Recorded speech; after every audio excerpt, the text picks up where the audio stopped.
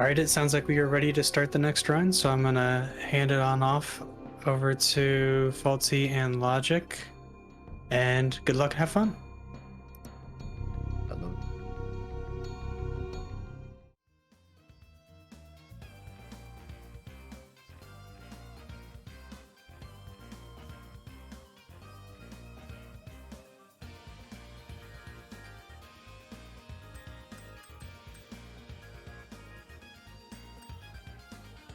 Oh, do I intro myself? Or Go ahead and take it away. okay, sorry. Hey guys, I'm InsertLogic. I go by Logic, and I've been brought here today to show you guys SRT 3117. I'm looking forward to running this category for you guys. It's a long category, so hopefully I'll be able to keep up some entertainment. But yeah, the timer will begin on go. 3, 2, 1, go. So a little bit of context to this category. When I joined the community, I was actually interested in Spyro 3 from the get-go.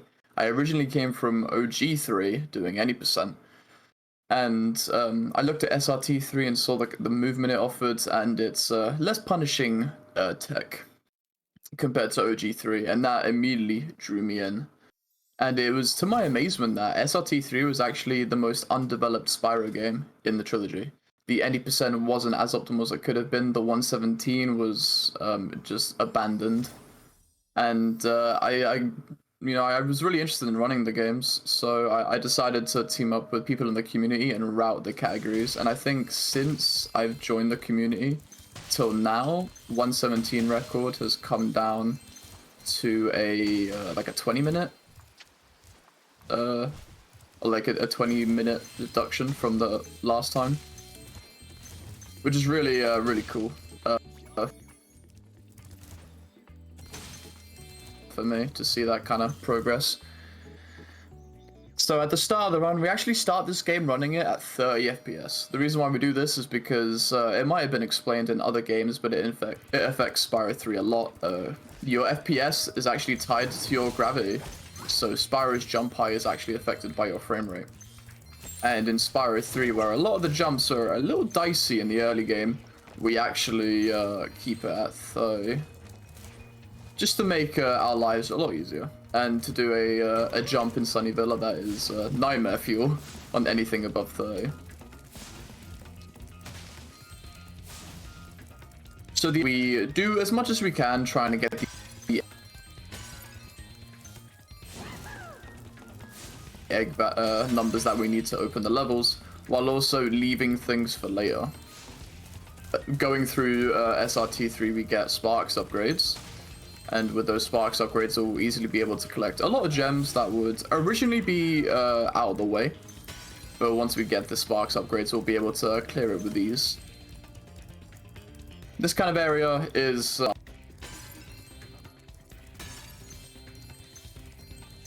run, but it's good to pick a side and go through it. The left side in Cloud Spires is faster as Visit 1 over Visit 2, because Visit 2 has a lot of spread gems on the right side, and we're just better off going back here.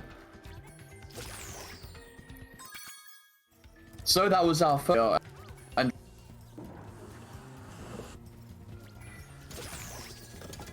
Dragons of Spyro 1, sorry, they are basically the key checks in the game.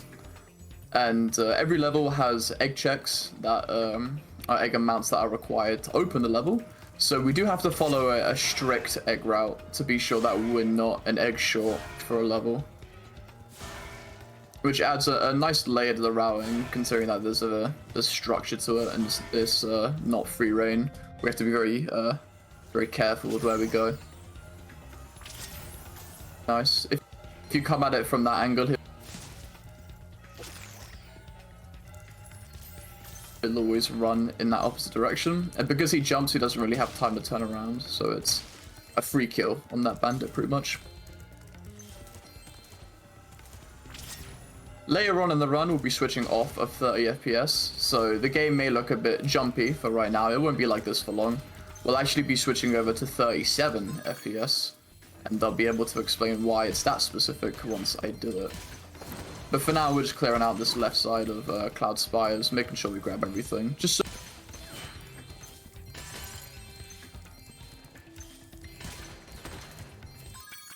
and we actually leave there. So, as any of you may know, the casual progression would be you glide across that hole and get to the other side, where there's a bunch of gems too. That we actually count that as the right side, so that'd be second visit. And just in that visit, we grab enough gems and enough eggs to keep us happy thus far.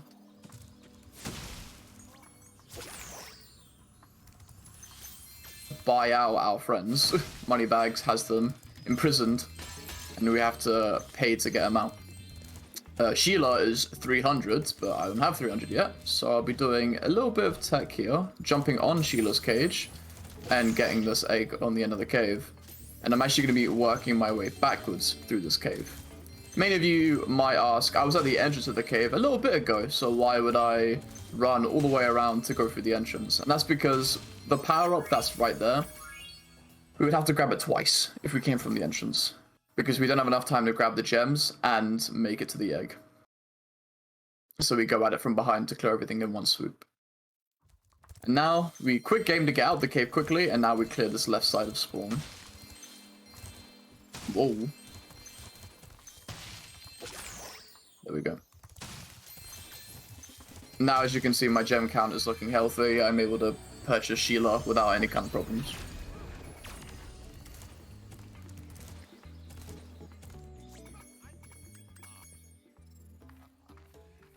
We're unable to do that cage jump once Sheila's cage isn't there, so we would have to, if we bought Sheila before we went into that cave, we would have to go get the power up twice and just go back and forth in that cave, which is just slow. It's no good. Cool Sparks, my lad. Help me. Sheila is a somewhat interesting character. There is a bit of tech to her, believe it or not. If you kick the same time that you jump, you actually get a lot of forward momentum. If you just double jump, your forward momentum is locked, and you move forward very slowly. But if you kick, you can still maneuver horizontally at the same speed, which is a nice bit of tech. Helps us just take advantage of the fact that we double jump a lot in Sheila's section, and oops, doing that kick just lets us get there faster.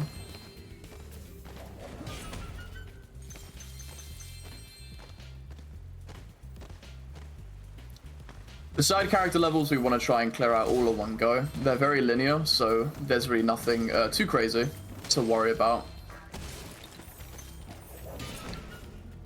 In the levels, the way you're able to unlock the boss to progress through the game is you need to grab an egg at the end of the level. We abbreviate it to EOL, which is just end of level. And that egg is like the check for if the level's been completed or not.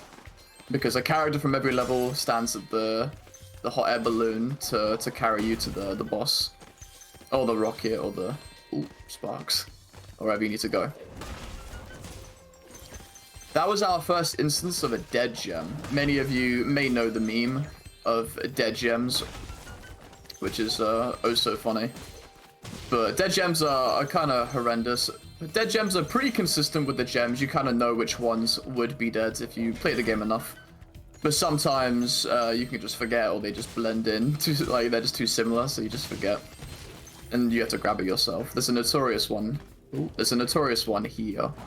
I'm just gonna double jump. There we go. There's a notorious one here, this one gem. You actually need to stand on it to grab it.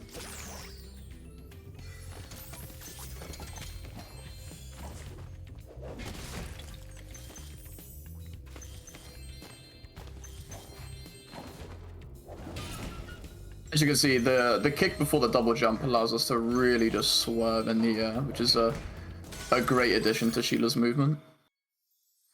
And once we get 400, we out of there.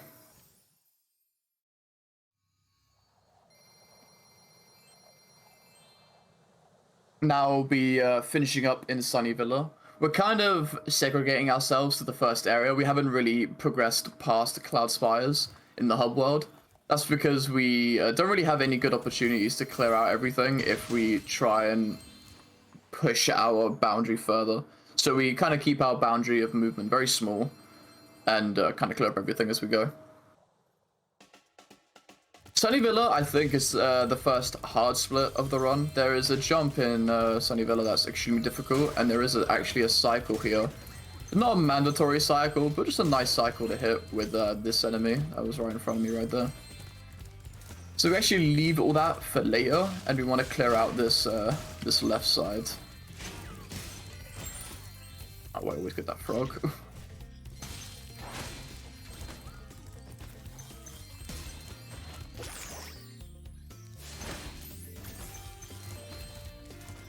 There we go. So because we did Sheila before Sunny, we're actually able to do the Sheila part of Sunny. If we went into... Okay. Let's try that again. Let's go up the whirlwind again. Have a second crack at it. There we go. As I was saying. This portal for Sheila would not be open if we did Sunny Villa before Sheila. So we would have to do 2 visits of Sunny. Which is kind of stinky. You know, we try and avoid second visits as much as we can. Of course, there is the feature of guide booking, which you'll be seeing in a little bit.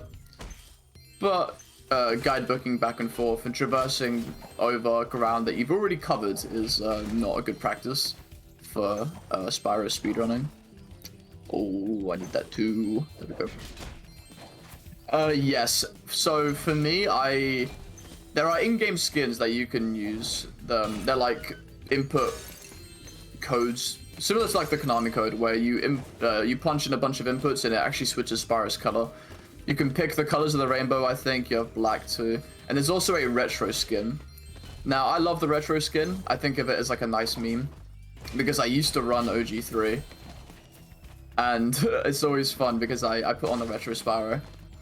And it makes me remember the days of me running OG, and also the fact that people actually hate OG like retro Spyro skin, and people always give me shit for it in my people always give me flack for it in my stream. So I put it on because I like it, and I like the fact that it bothers people that much. Brings me life.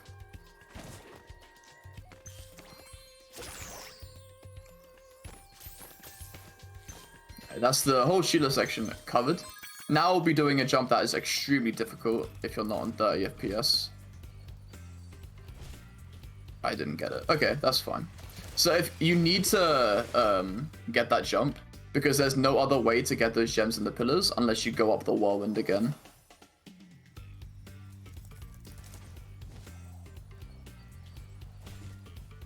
Oh. Okay, I'll just say the hell with it, and I'll go up the whirlwind.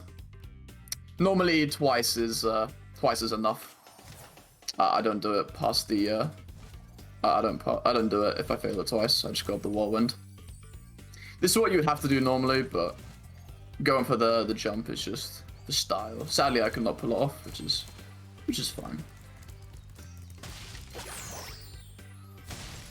So because we died, the cycles are all off, so I'll have to overextend and go out of my way to pick up some kills. This guy should hopefully run around by the time I'm finished up collecting all this. There we go.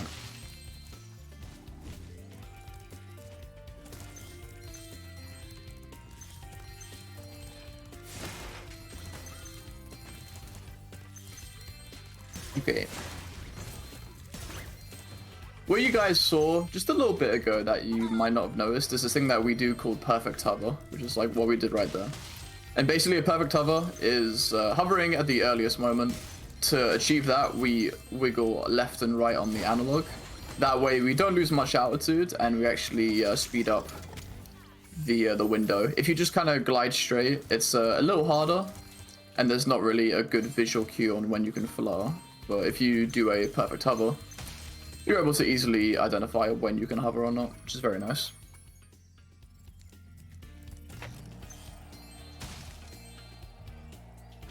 Now we board, and if only there was a Deo skin, be able to apply it while I'm on the board.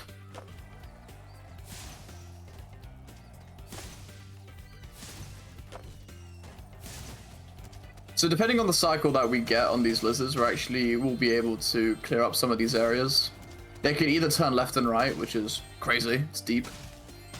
And depending on which direction they turn, dictates when we're able to get things on what egg, if that is English even. So the fourth lizard turned left for me, which is good, because I was able to just cut left and clear up the gems in the back of the arena.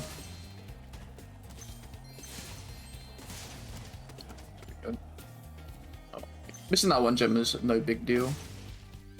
So what I'm doing right there is, instead of hitting X and going up the ramp and like coming back down it, I'm actually deciding to just completely board off it.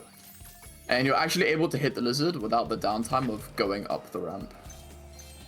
I got like doing this trick. I don't know what you would call this in skateboarding terms, but we don't like that. So we just ramp off it. Oh, good RNG there. Alright, there we go. This is good RNG on this like side of the board. Very nice. Uh-oh. Ooh, okay. Spyro was leaning. He was leaning. I saw a clip of someone who had his board leaning on flat ground and he actually crashed. And there's 2 eggs in this area. This is why I'm doing lizards twice. And if you crash your board the second time, you actually have to redo the segment all over again. On the first one, you don't really have to do that, but on the second one, you do. So it's a little disastrous. But there we go, 400 out of 400. We're all good. And now we clean up and get the final leg. Alright, this is our first instance of guidebooking. We're able to guidebook to areas we have visited in the past. And because Cloud Spires is closer to where we need to go, we'll be going there. Now I'll be changing my FPS to 50 and then leaving the level. Hey, thank you, Dylan. Hopefully I put on a show for you guys. So I've switched my FPS now to 37.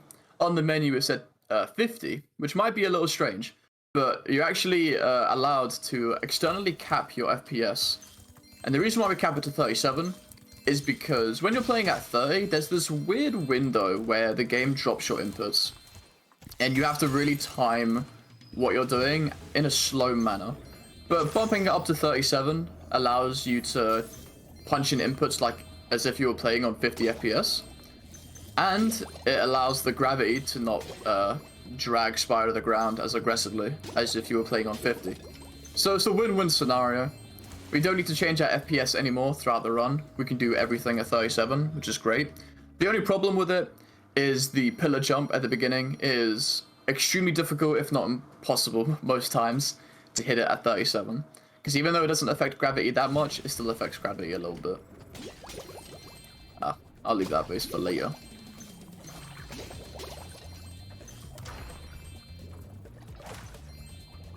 So right here, we're just cleaning up the first area. Grabbing that octopus, there we go. I'm okay with leaving that base here because we actually have to come back here for a very short revisit later. So it's okay.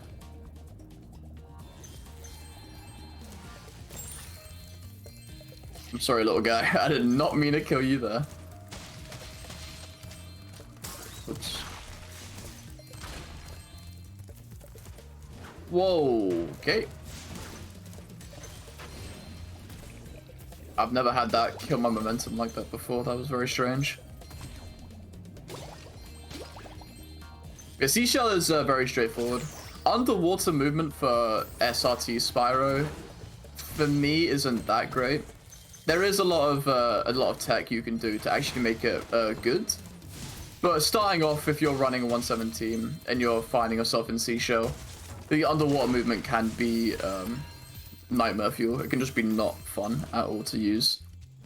But it can be optimized quite nicely. Even then, some are still a little dead compared to everything else you can do. But we gotta go for a swim to pick up the gems, so we can't really complain. Doing a cute little hover here to get up to this Sheila area. Clearing out everything as we go again. We don't plan to come back here, so we're just making sure we pick up everything as we go. There is an out of bounds for this pool that I believe Boris showed off in his any percent run. His any percent run was at like 4:30 in the morning for me, so I was unable to watch it, but hopefully it showed off some cool... Okay, I got everything. Hopefully it showed off some cool tricks. There are a few things that we don't do in any percent, like rocket storage and that out of bounds to get to shooter's pool.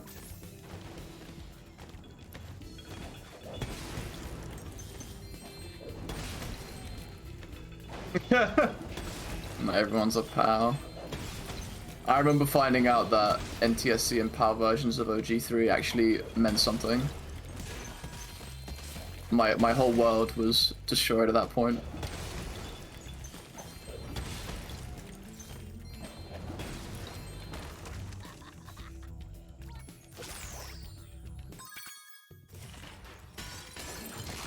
Now that we've done that, we're able to clear the left side now.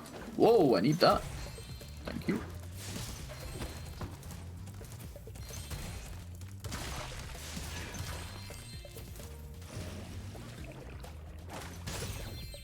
Oh, ow. Green sparks might not be good for the blue O. If I get bad RNG, this might get a little worrisome, but I'll figure it out. I did not think I would have to readjust to kill those 3 Rhinox.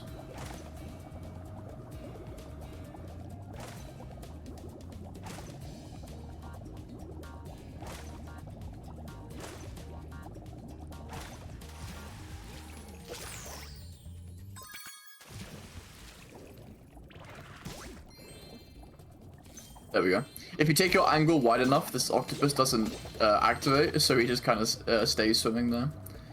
His ending position, if he gets out of that spot, is really out the way, so getting that bit of tech is always pretty nice.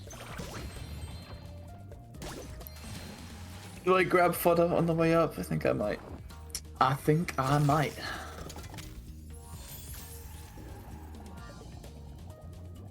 Where are you? Oh, it was a 1-up too. Thank you, game. Oh wait, never mind. It was a skill point, that's why. Whoops. I swear I know things about this game. I swear.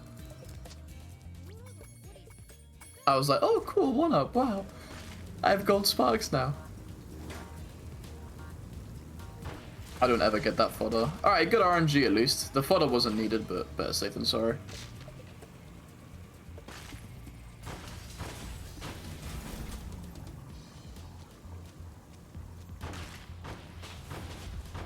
We should be good just to mash and take care of Blue. There we go.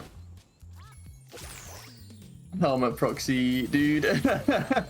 Helmet proxy, man. Jeez. I remember seeing Helmet proxy in OG3 and I was like, nah, bro. I'm good. I'm going to SRT. There we go.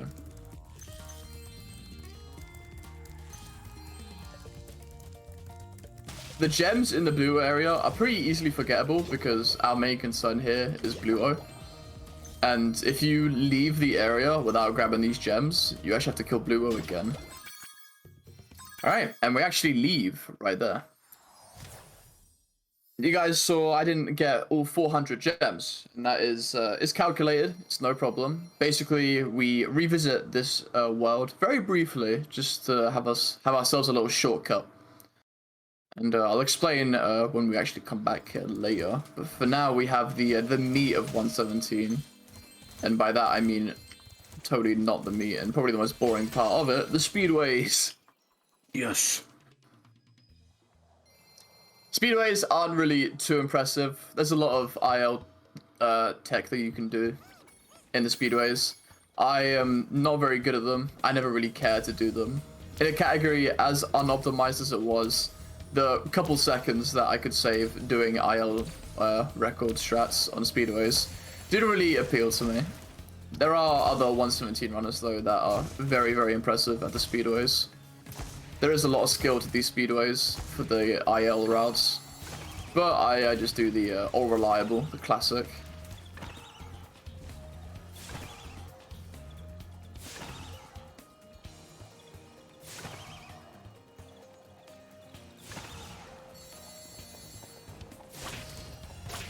So there are 3 eggs in every speedway.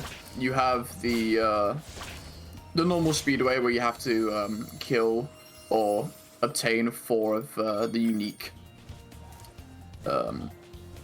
I don't know what to call them. Entities, I guess, and enemies. I'm trying to summarize enemies and objects in one word. The second egg is Hunter. He'll always be hidden in a speedway. This one is the UFO. We do our movements very particularly, and not very well, to try and snag the UFOs as early as we can. We just have to turn around to pinch this one. There we go. And then the third egg of a speedway is the race. There's always a race in it. You always race the living creature that you kill in the speedways, which is actually kind of fun to know.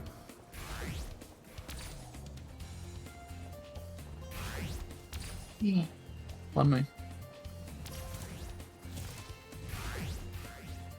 Again, there is some really cool IL tech that you can do for the speedway. I'm just going for the all reliable.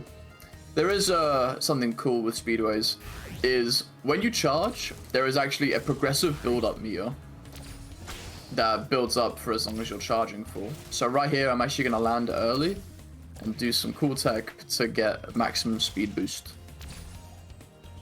In Spyro 2, there is no build-up. You just charge and you're at maximum speed. But for Spyro 3, there is a build-up. Normally, charging like this is sometimes not that fast. In fact, slower sometimes. But if you're able just to peek into the second tier of power-up just for a little bit, then it's worth it.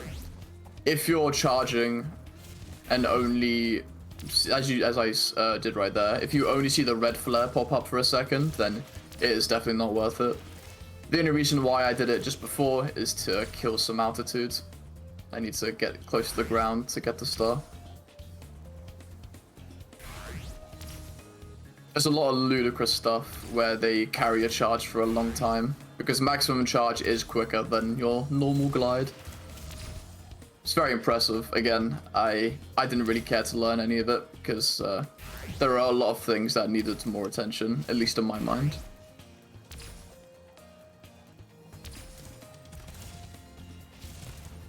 Yes, the speedway done. I think every speedway is about 5 minutes. I think Honey Speedway is 6. So they're probably the only part of downtime in the ROM. Again, there is tech for every speedway, but it's not as engaging as the other levels, obviously.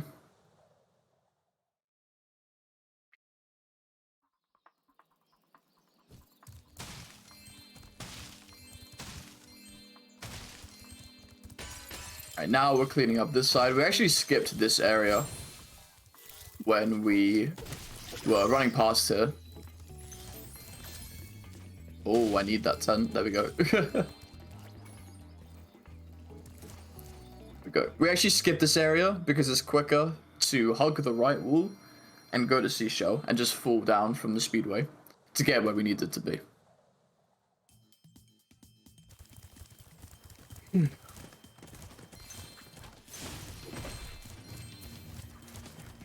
Molten Crater is our first mandatory revisit. Even if we wanted to, we are unable to clear out the entire world because there is a Sergeant Bird's section of this area.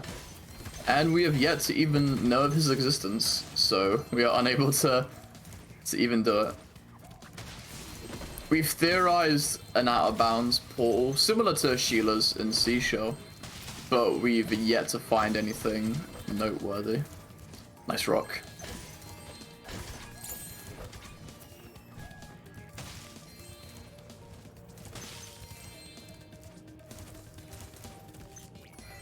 So we grab the ender level, open the portal, and actually wrap it back around because we actually have a key for a... Oh my god, hello?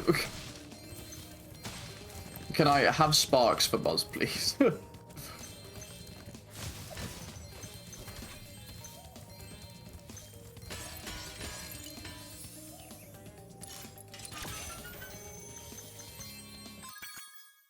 There we go. I'm going to be bonking a lot, probably. In a 3-hour run with a lot of sharp turns, you're going to find yourself bonking every once in a while. Now, normally when you finish all the ender level eggs, when you hit the ground, there'll be a cutscene that drags you to the hot air balloon, but if you can actually just fly over it, as you saw me do there. Very nice. So we just skip that and grab the gems around.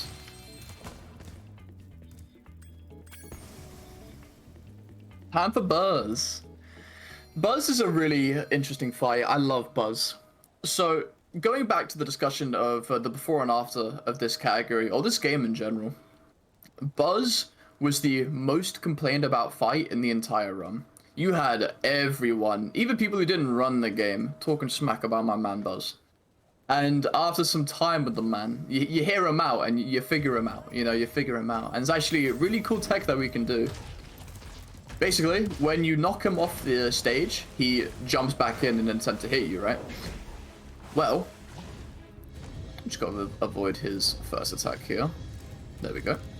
Well, there's actually something you can do, and that's if you knock him far enough away, as you can see here, you can actually meet him in the middle and skip his damage hitbox from coming out. So he's still registered to have hit me, but his damaging hitbox didn't appear. Which means that we can loop this and pretty much have a consistent fight as long as you knock him back far enough. A good way to tell is looking at Spyro's horns. If there's a significant gap between you and the flame ring, then you're good to go. As you can see right here, he didn't go that far back, so we have to do it the old-fashioned way. You can actually just stand here. And yeah, Buzz is a really fun fight now. I was really happy to find that tech, and it honestly just made the fight a million times better, because before, everyone and their mother was moaning about this fight, calling it awful. Now it's actually one of the most enjoyable boss fights in the run, which is very cool. So, even though we have left that hub, we're actually going to be revisiting it immediately. Because every time you beat a hub's boss, it unlocks the Sparks level for that hub. The Sparks levels are pretty important because they give power-ups to Sparks. The first one being the power-up increases his range for gem pickups. And that's kind of important, we need that. So we'll be going right back to Seashell. As I said, we'll be having a quick visit to the split, and here we are. Grab the space that I missed. And we go through this area. This area was opened when we grabbed the ender level egg, but there was no real opportune moment to pick those gems up. So we get them on the revisit.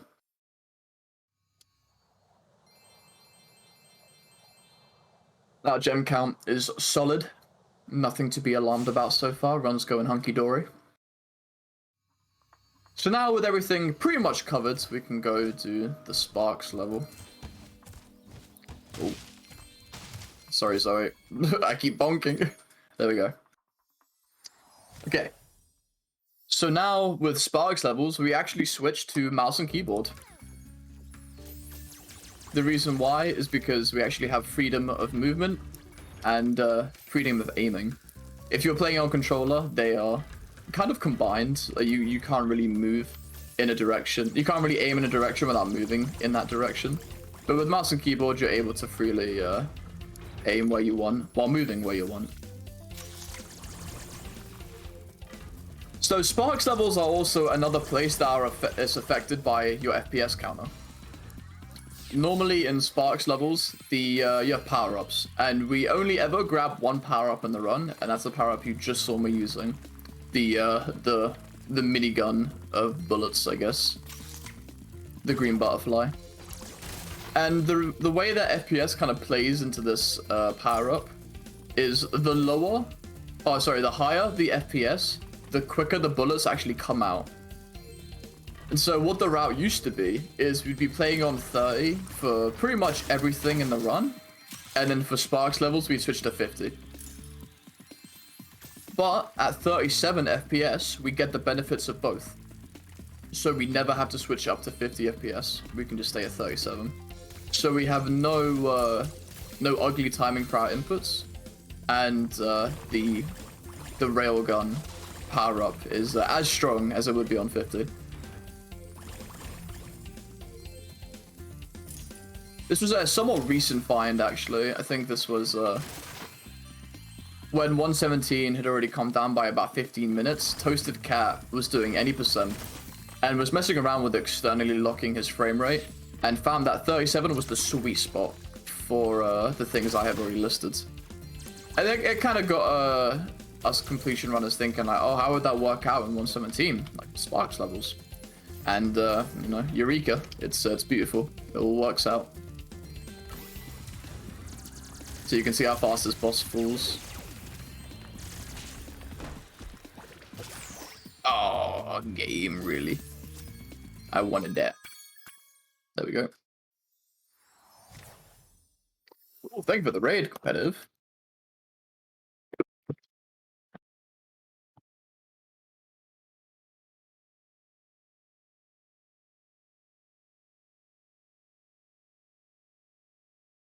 Welcome, everyone. Hopefully I can put on a show for you guys. Okay, now that we've talked to Zoe, which is very important, by the way, you have to leave the level and talk to Zoe. Sparks is now beefy. This is where the fun begins, normally, for most people. Because now Sparks is just a little stronger, so we can take much more aggressive lines to grab what we need.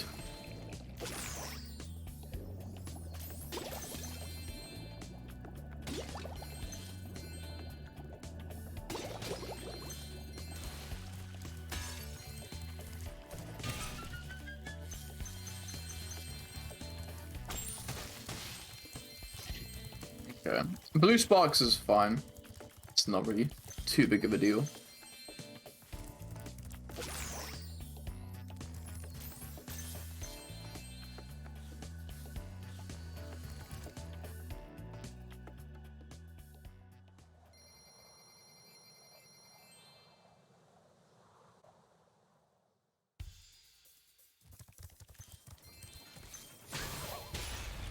Oh, okay. Now it's kind of bad. Now we're in a wee bit of trouble.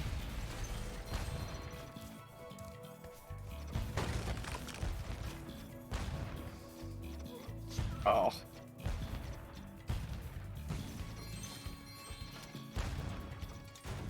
Ooh. Okay. In case no one knows much about me, I used to run Kingdom Hearts games back in the day. I used to run Kingdom Hearts 2 and Kingdom Hearts 3. And I had garnered a nickname in my KH3 days as the British Sniper. And the reason why I was given that nickname is because there's also a shooting segment in a Pirates of the Caribbean world where we actually have to use the ship's cannons to shoot at other ships. And I was decent at them. I could say that. I was decent at them. And it had garnered me the name the British Sniper. And it was a great, it was a very nice inside joke. People, I would join a VC and it'd be, oi oi, it's the British Sniper. Oi oi. Always fun to have.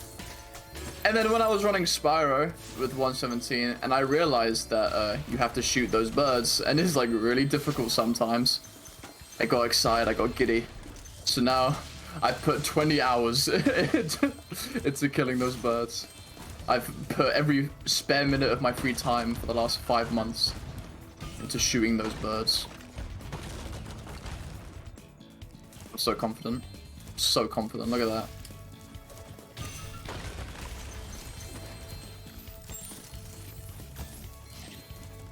You gotta have some confidence sometimes. Don't get cocky, but you gotta have confidence. Gotta style a bit.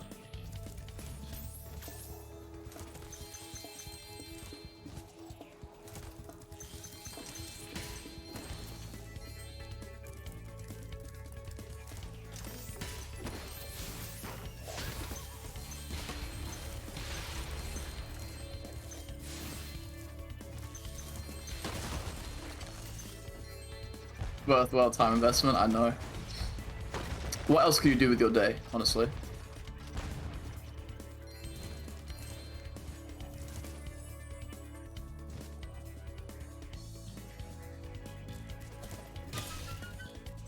Oh yeah, user. The intended way to do that is you have to go at it from the side.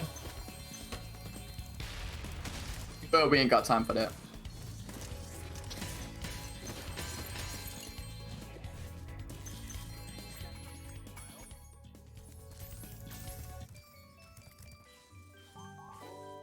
The British sniper, he's still here.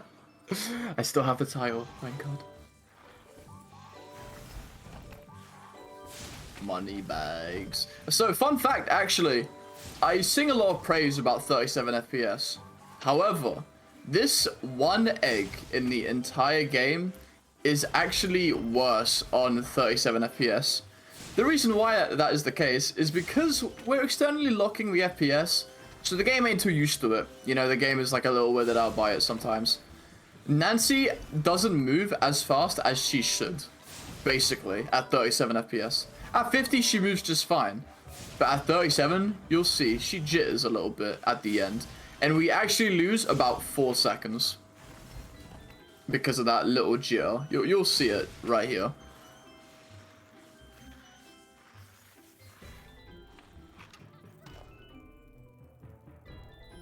Look at that.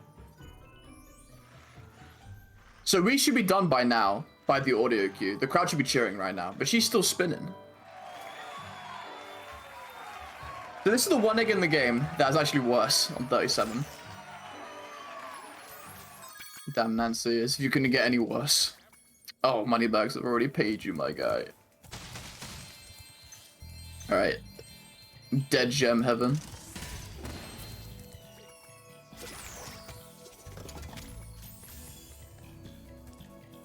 We got the ender level egg right there, and now we're going into the side area with the thieves. We're going to be ignoring the thieves for now because we actually want to go over here.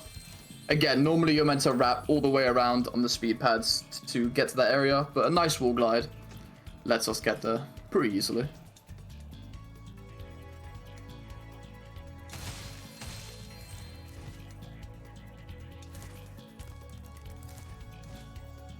We're getting the red one first. I'll be delaying my kill to try and get the yellow one to move up a little bit. Because we're actually gonna, again, ignore the thieves. They're being starved of attention, I know. Gonna kill our momentum here and turn in to get this chest. And then hopefully, there we go. Trick the game into giving our speed boost so we can catch up to this yellow guy.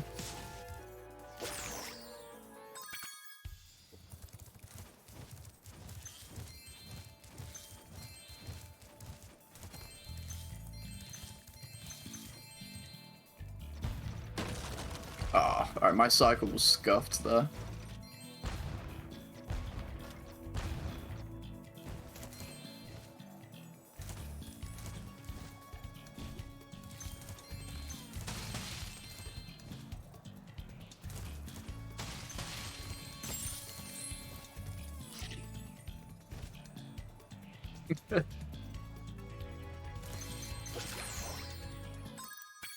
We got everything. Let's play a game, guys. Let's have a fun game. Let's have all the comments about why OG's better right now. But memes aside, I think SRT is a great game. I think a lot of people give it flack because it's not OG3. But honestly, it's a brilliant speedrun on its own. I love SRT3. Obviously, OG3 and SRT3 are both very good games. Both very incredible. I don't really care for the discussion of which one's better. They're both real cool, and that's enough for me. Oh, I need that. There we go.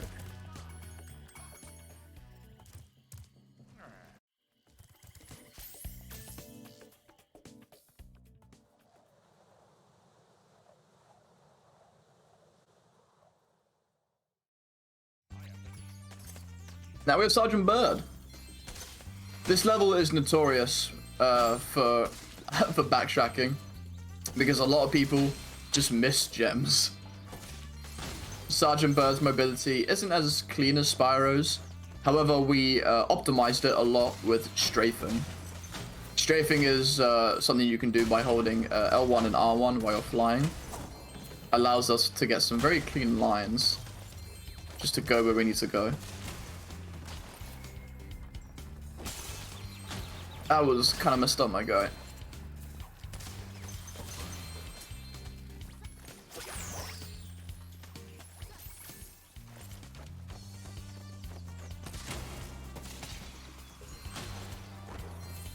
Oh, caught that too, Gem, bro. The game-winning catch right there. Love that. Is there a... yeah. There we go.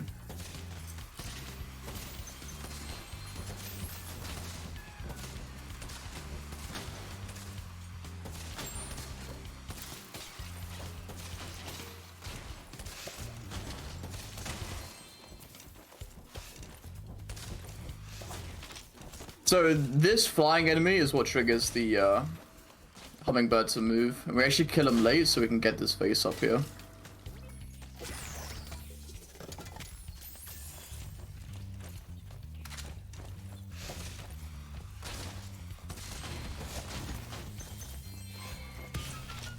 So now we don't need to fly up and down to pick up everything. Oh, I need that though. There we go. See, this level is very big, and the gems are very separated. So this level is notorious for backtracking because people just forget a gem. I hope I don't forget a gem, but we'll have to wait and see. Maybe I have an oopsie and I do forget it.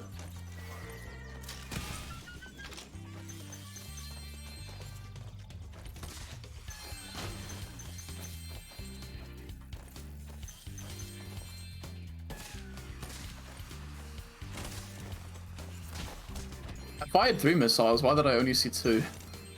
That was strange. Okay. I believe I'm on a good cycle right now. Oh, I'm on a very good cycle.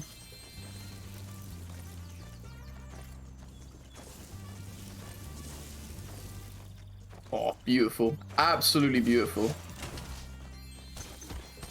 That is what you want to see. So that's actually a global cycle. And if you've done the level smoothly, you'll be able to have that smooth. Nice rocket, by the way. You'll be able to have that smooth cave.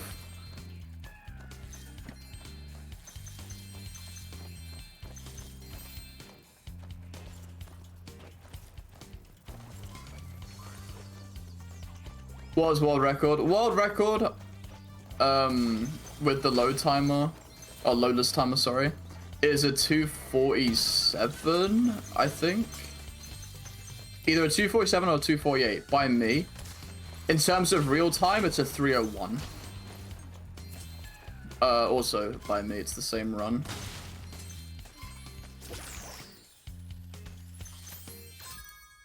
We didn't miss a gem. 245. Oh, dude, what the fuck? All right, okay. I'm better than I thought. I didn't think I got a time like that.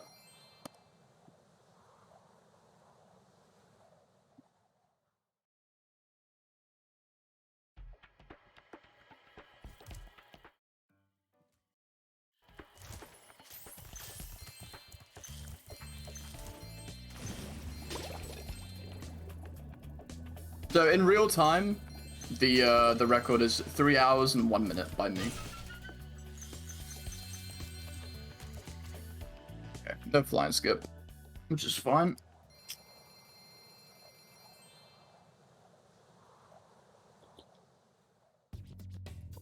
So right here, we're actually gonna be quitting game.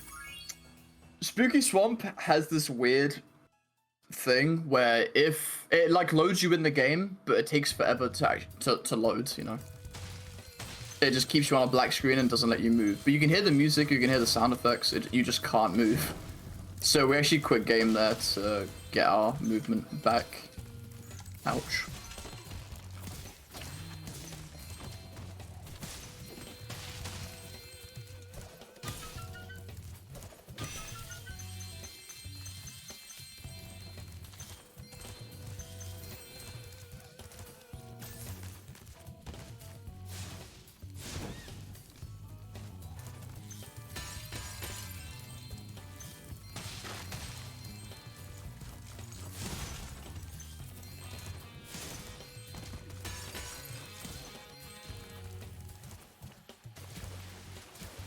Yuki Swamp is a pretty fun level. We do everything in one sitting.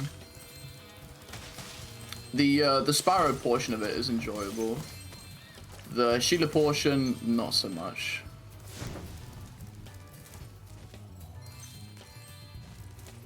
Oh, hello. There we go.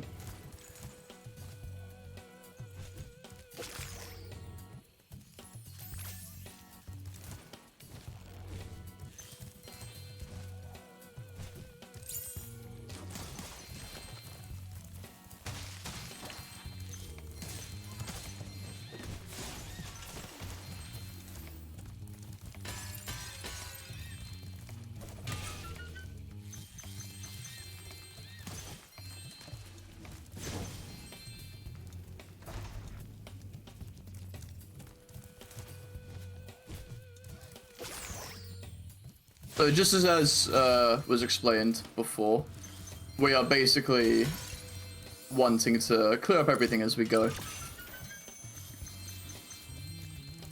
Now that we've cleared out pretty much the first half of the level, maybe almost all of it already, we can move on to the end of level area.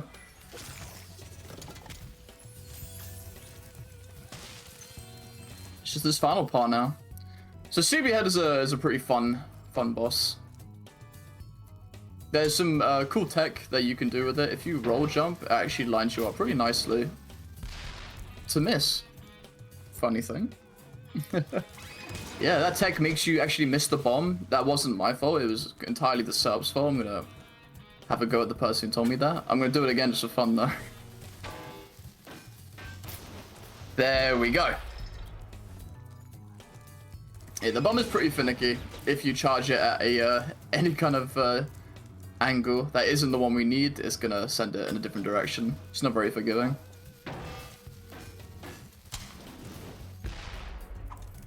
I'm actually charging into Sleepyhead 2 to skip his attack. I don't lose any sparks by bouncing off of him, and it skips his crocodile summoning attack.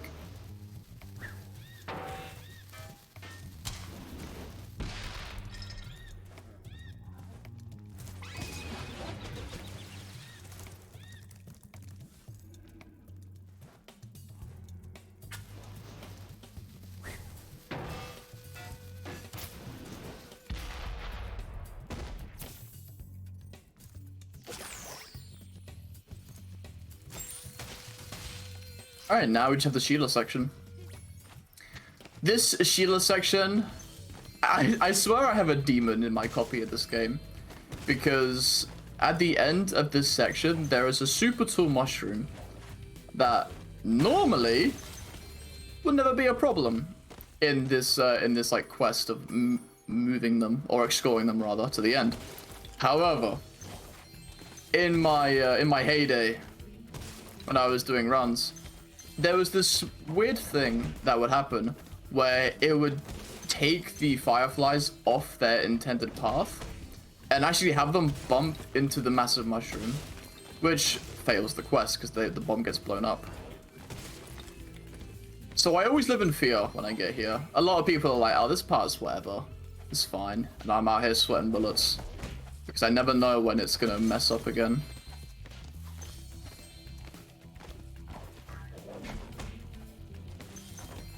So just for safety's sake, I'm going to be getting rid of this mushroom, or trying to anyway, and then getting rid of this. There you go.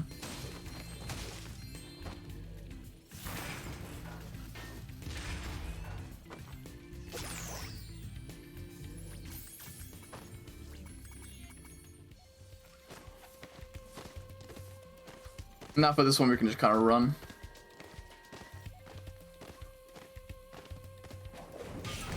The rocks are normally the problem for this firefly, but because we destroyed all of them, we're able to take our time, grab some of these gems.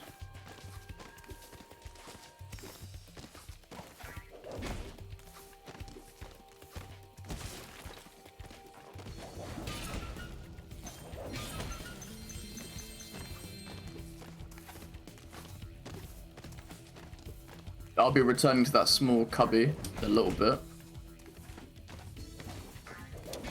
The reason why I am kind of hurrying up is because I want to grab everything back here. And I did. Love that. Did I? No, I should have. There's like no way I didn't. There's a 25 back there, and I didn't see my tally go up that fast or that high. Maybe I caught the tail end of it though.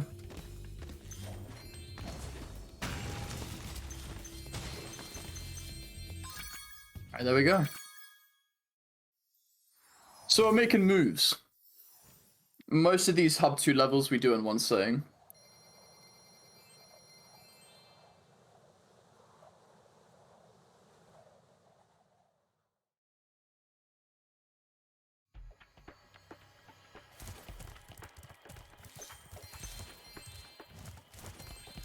Now here is actually a really cool egg. I really like this egg.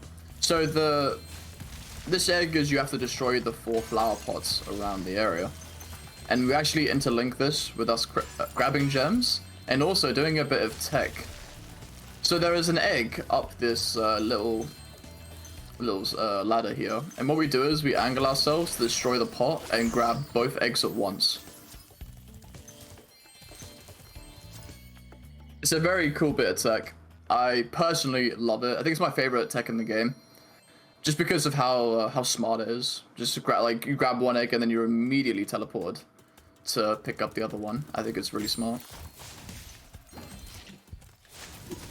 Bamboo is actually our shortest visit in the game. At least for the first visit. We actually just grabbed the ender level egg. There is a glide on the right side that I believe Boris would have showed off. Which we actually don't do in 117.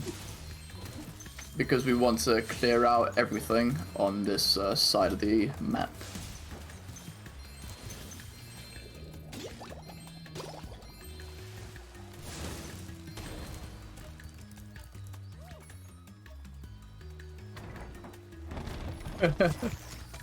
Thank you, sir.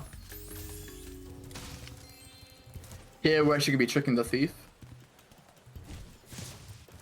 There we go. And we're gone. That's it. That's all we do in bamboo.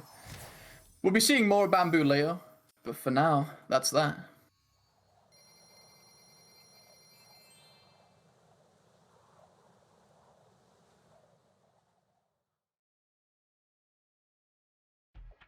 Now we'll be grabbing the fire power up again. Because we're actually going to be running across the entire hub to make use of it.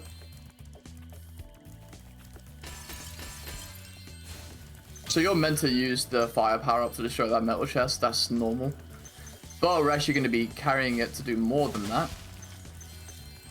And we're actually going to be using it to also open up enchanted towers. Normally we would have to talk to Hunter and pick up this yellow rock or yellow egg. But we're just able to use the fireball power up. It's not massive time save, but it's a nice bit of, if you're really optimal, just a nice little icing on the cake kind of deal.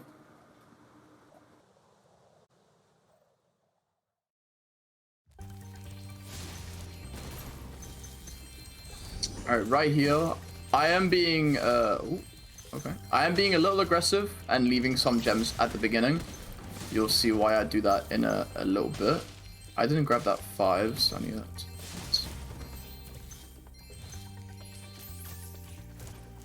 I should be coming back to go up here.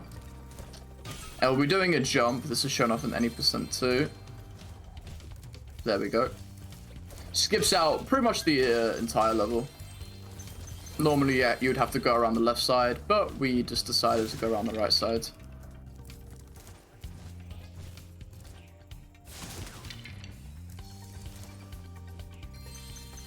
Grab those bones. I believe Dylan has already... Oh, there you go. Dylan's already shown off Bone Dance for Spyrothon. Did I? That was very optimal. That might be the quickest I've ever done that. The sound cues just didn't add up. Like, I'm so used to hearing it kind of quickly, one after the other. That was strange. Oh well, won't think much of it.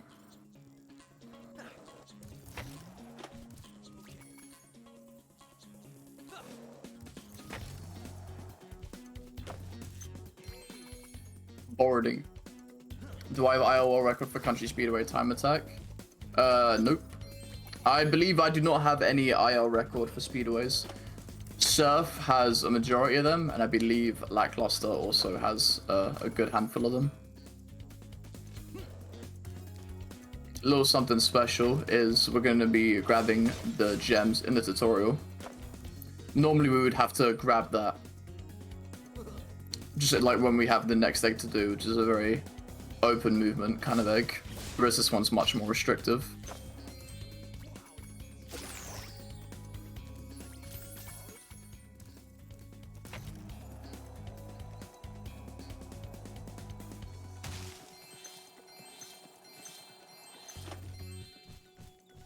Gonna do something fun here, hopefully. There we go.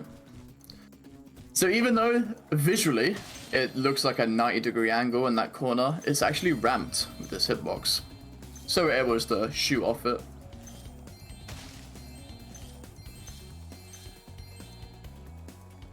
Hunter wants to compete against us to try and get as many points as we possibly can, but naturally grabbing all the gems puts us up a lot of points. So I feel bad for Hunter. We've already 4,000 points over him. We've washed him away. Oh, he got 150. Oh, he got 1,000. Good for you, Hunter. Good for you, my guy. And then we give up. Because once you go past a certain score, the game is like, all right, you win. Fine. take your prize and get out of here.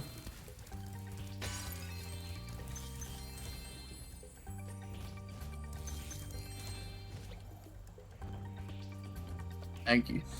I'm a bit of a radical boarder myself. In game though. My sense of balance is non-existent in real life.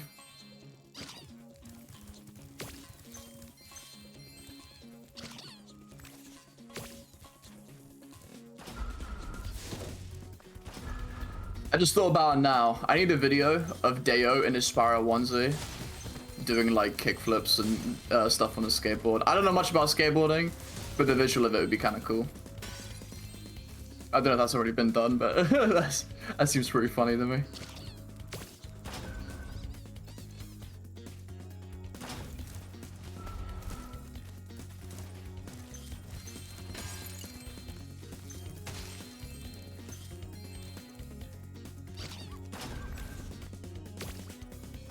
Alright, that's good.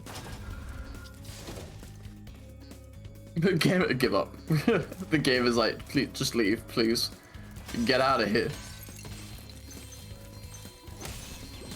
Oh,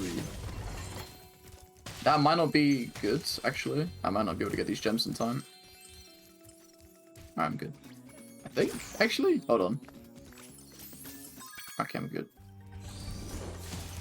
So something different from OG to SRT is we actually have Sparks Finder right off the bat. And it's kind of funny too, because the Sparks for Hub 2 in OG is meant to give you the Sparks Finder. But because you get it at the beginning of the game in SRT 3, the Sparks level in Hub 2 does nothing. If you talk to Zoe, nothing happens. She says the dialogue similar to OG, being like, oh, you know, you have Sparks Finder now. Or you can find gems. But nothing changes. Did I already? Oh. I see that bone I completely missed. Whoops.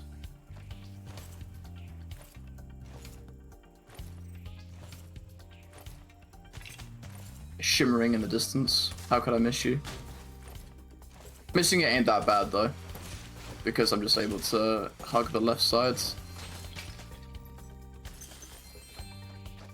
There you go. Grab the gem I was missing here from the beginning, and then we can continue onwards.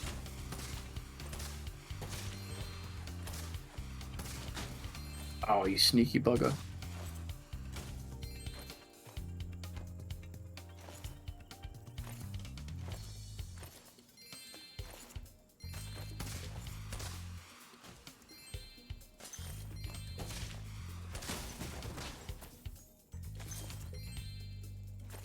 So again, strafing is pretty important for Sergeant Bird. Adds a lot of depth to the movement.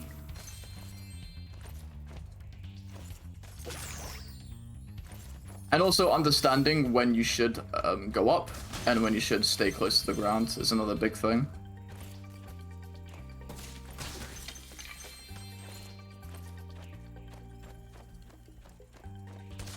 Oh, damn, my cycle here has been so bad. There you go.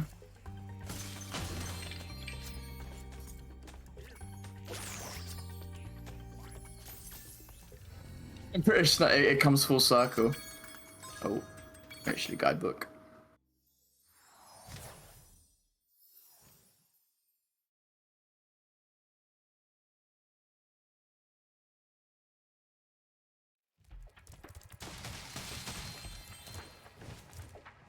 Alright, now we have our second boss fight of the run.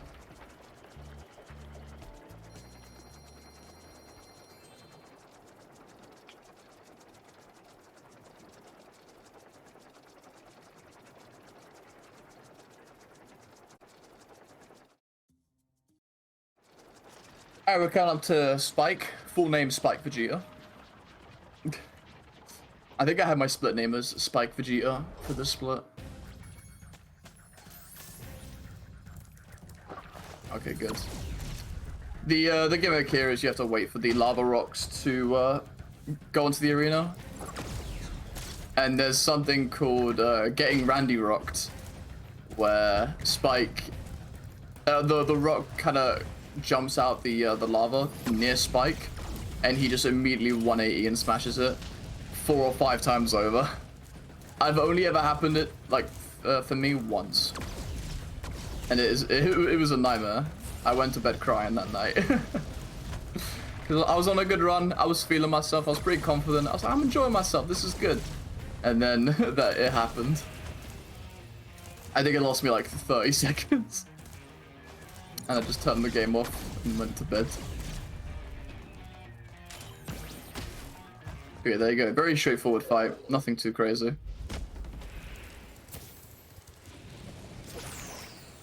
Doing a trick here called early whirly, where we position ourselves in a way that has us be under the whirly bird after we do the egg animation, and Spyro kind of gets confused and flies immediately to the whirly bird.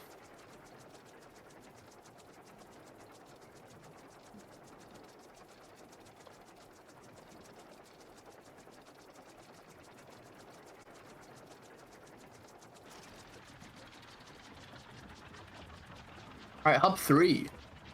This is our 3rd out of 4th hub in the run. It follows a similar pattern to the previous hubs, where we clean up what we can, but we leave a couple things for later. Some things because we are literally unable to do it, and other things because it's just easier for us to come back later. So this whale is actually very problematic, and we call it jank whale. Because if you go into its mouth from a weird angle, it actually freaks out. Like that. And so when this happens, we quit game. Because if we try and leave the whale normally, he'll still be spinning like that. And if you're very unfortunate, you can be spat out against a wall and then immediately eaten again. And you can get caught in this loop. Because when he eats you again, he isn't freaking out. He's straight at you. So you're just stuck in this never-ending loop of being spat out in the same spot and then being eaten immediately after. So we just quit game and make our way to Charmed.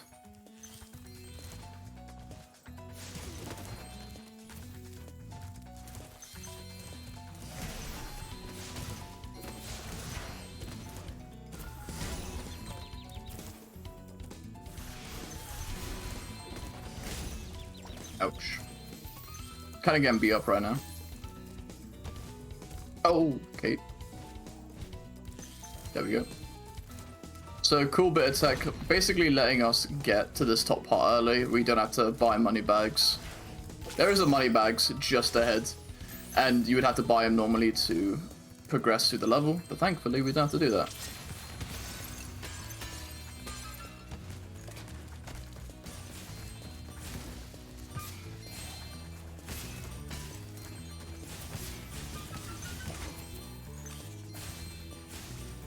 There you go. So with our flame, we actually kill that cat. That was almost not good. So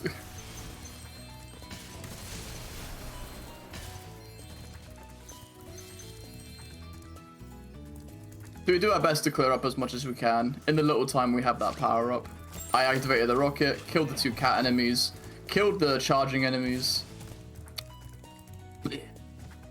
killed the Rhinox, and then the magician cat.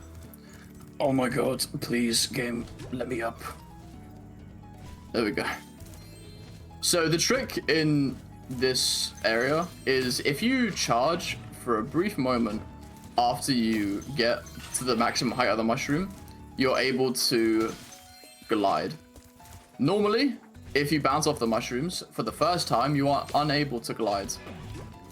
But if you do a small charge at the top and then immediately glide after, you're able just to fly over it. And some of you might be confused. You're like, Logic, you just skipped an egg. What's going on? Jack's meant to jump up there. Well, actually, we are going to be going back there, but we're already at the end. And yeah, I'm sorry. I'll go back and grab this egg. So what we have done right there is we have confirmed the game that we are up at the second spot. So it immediately brings us up there because we ran through it already.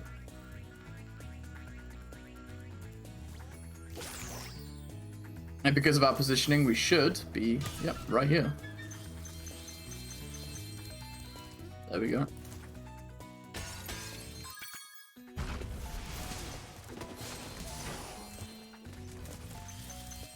Very fun trick. Oh, I see you there. Okay, I'll be grabbing that later. That's fine. I saw that too, Gem. Hey, sir, and hey, JB. Thank you, guys.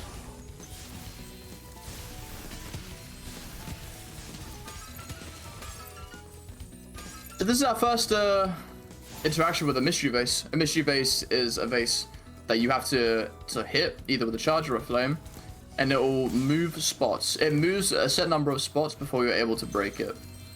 If you die while doing a mystery vase, it resets. So you have to be very careful when maneuvering through the level during a mystery vase section.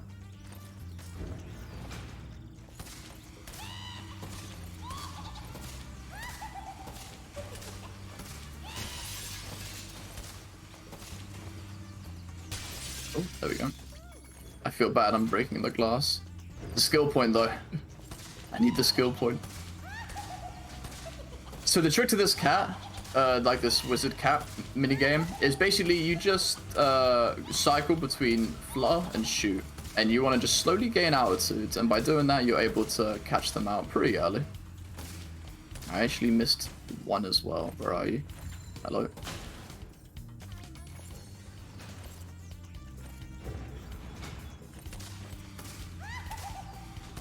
And so you see, even though the floor is water, it means nothing to us, because the strat is pretty much the same. And if your timing is right with everything, you should grab all 10 cats. Timing was off there. And there.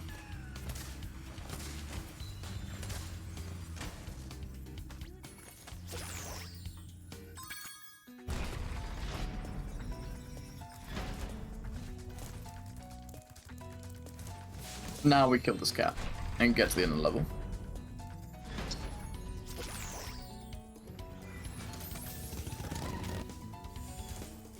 Now we want to backtrack and actually clean up some things that we might have gone past and actually follow the cycle of the mystery base. I did miss a 2 gem, but it's okay because that's en route with the mystery base. So that's not really any time loss at all. I'm just happy I spotted it. So again, we have to be very careful we don't die, because if we die, we lose the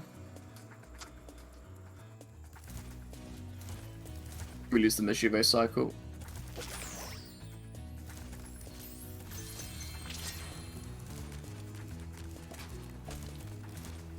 Now that we're here, we can grab that. That looks good.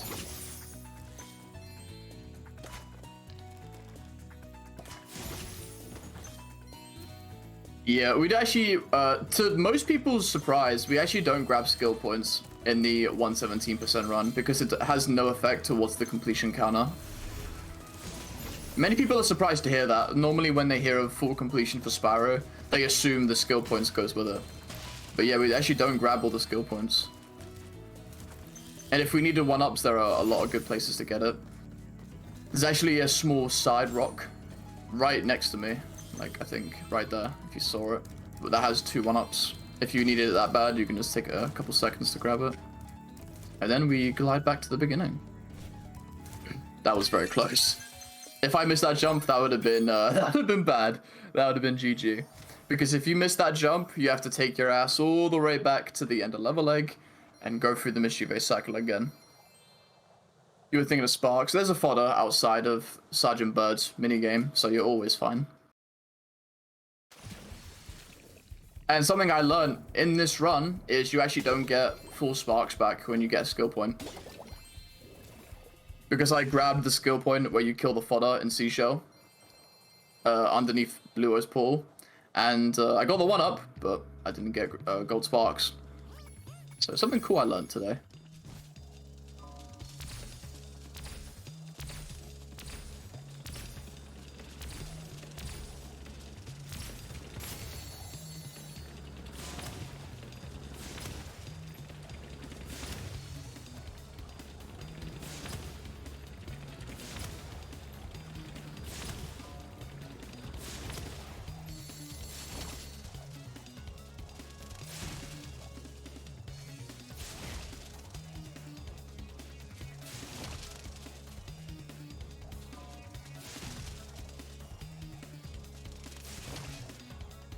Speedways aren't, like I said, they aren't really the most engaging. So it's a very, very straightforward.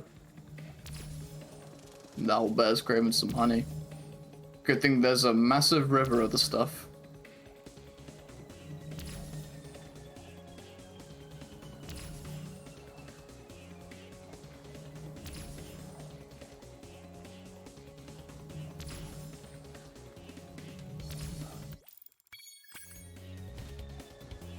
So same cycle as Mushroom Speedway.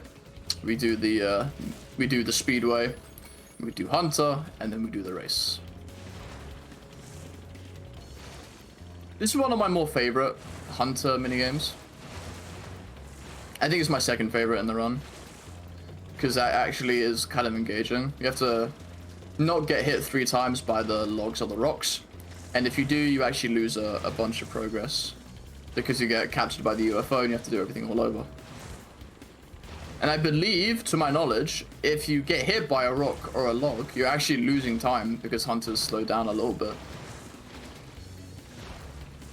So it's not a whole lot, but in an optimal world, you want to avoid everything. So you have to have some form of concentration here, which I like. You know, I enjoy that kind of thing.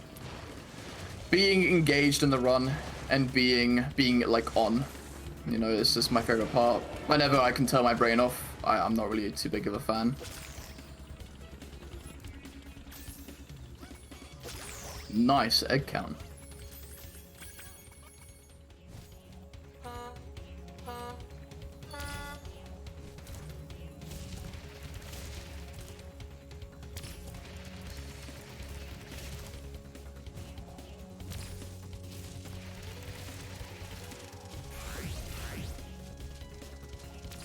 So again, we do some charge tech to get the most out of our speed. I think every speedway has some form of charging tech, which is pretty cool. I just have a distaste for that red bee. He's just at wrong spot, wrong time, you know.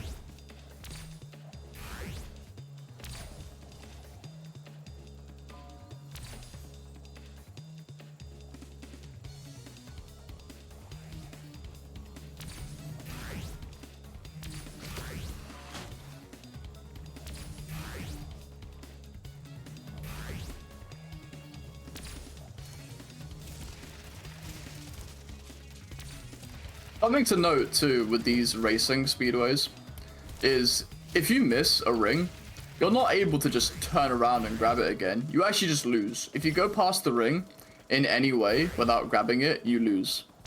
There's no 180 to grab it again. You just straight up lose. So the lines that we take, although they're somewhat aggressive, we can't really go all out. Because if we do and we miss a ring, the timer you see in the top right is how much time we lose. And as you can see, it already being at 1.5 minutes. You don't really want to save like half a second in one lap or a second in a lap at the cost of a minute, you know? No one wants to run that risk.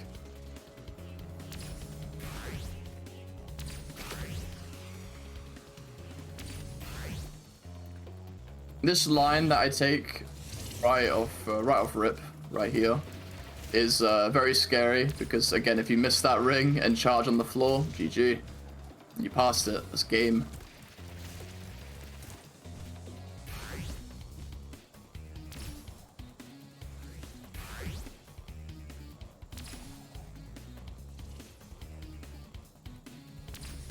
How you doing, Boris?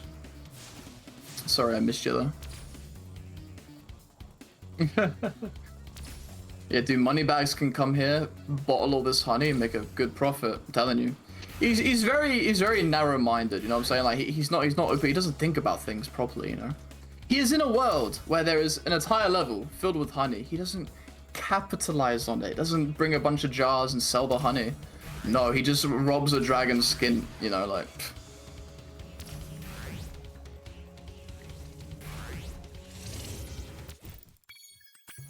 Even though he's named Moneybags, man's not that smart with his money. That's all I'm saying. No investments? What are you doing? What are you doing, boss? No, you're not investing. Hey. Sanitary storage. That's why the bees are around. That's why they're around. And they got a bit bored, that's why they raced me. And I killed them. I just realized I killed those bees in the speedway. Okay, maybe not anymore. Maybe not anymore. maybe that honey isn't fresh anymore. So yeah, never mind. Moneybags is doing the right thing. He's good. He's good.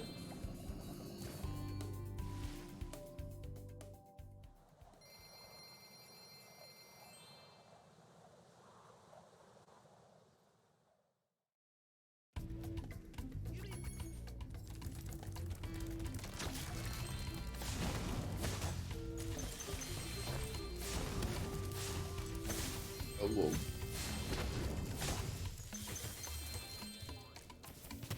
Okay.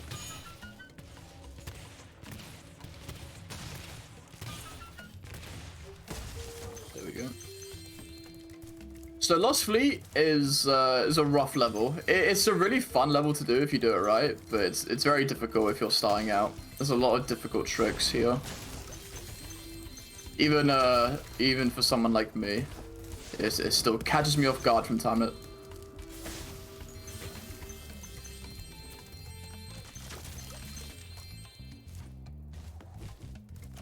Okay. On the topic of catching me off guard, there was that. Thank you, Toys for Bob. Very cool. Love you guys.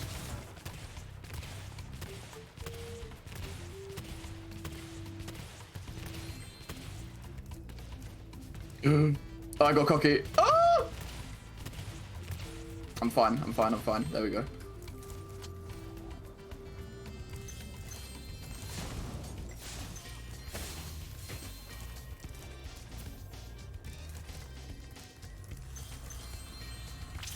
Wait a minute. Did I not see Crazy yet? Oh no, he's there. Okay. I didn't see him for a sec.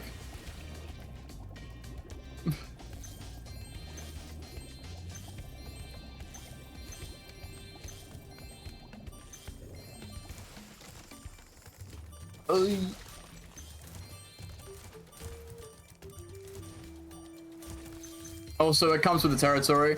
If you miss a gem, you have to make some weird ass noise. That's only normal.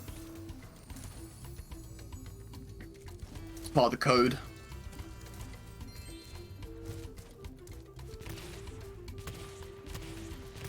Oh, that was beautiful.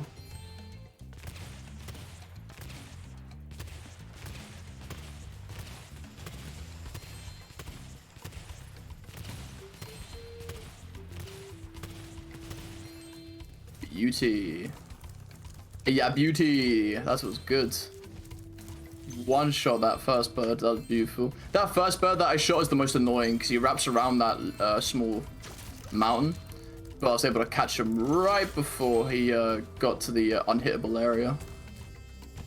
We do a cool little wall glide here, if I could do it. There you go.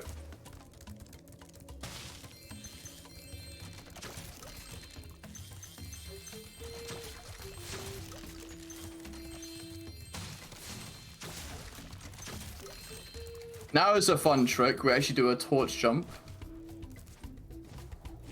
There we go. To grab these gems in here. Normally we would have to jump from there. Oh, we would have to jump from the boat to get there. But that's slow. So we actually do a neat little torch jump to make our way up there.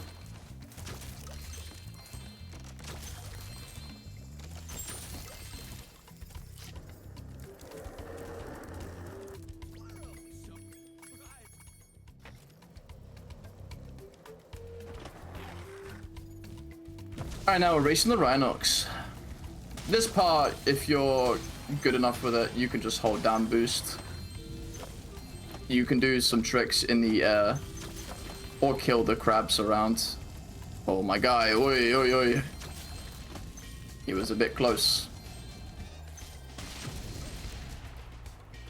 The trick that you see me doing is called the nasty Nork. To a lot of people, like casuals, they probably don't know about it, you know, like for me, when I was a casual too, I had no clue this was a trick. I would always just do front flips or side flips and stuff like that, but the nasty Nork is a great way to fill up your boost from 0 to 100. It is wonderful. We do it anytime we can. Okay, I mean that's fine, I can just get that later.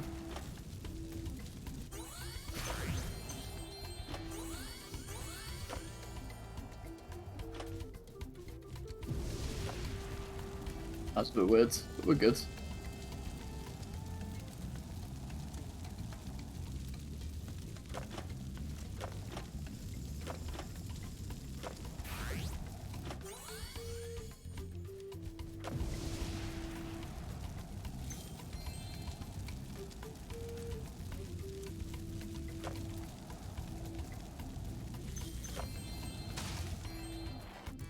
All right. And now we do the second part. This was the Hunter challenge. Basically, we have to race Hunter and kill the 10 crabs. Normally, this is easy because we have 3 laps and there are 2 different ways to go. So you can take your first lap just grabbing all the crabs you can. There is only 1 crab you can't get. You can get 9 crabs in 1 lap, and there's only 1 you can't get, which is the one coming up. You either have to go left or right on this jump.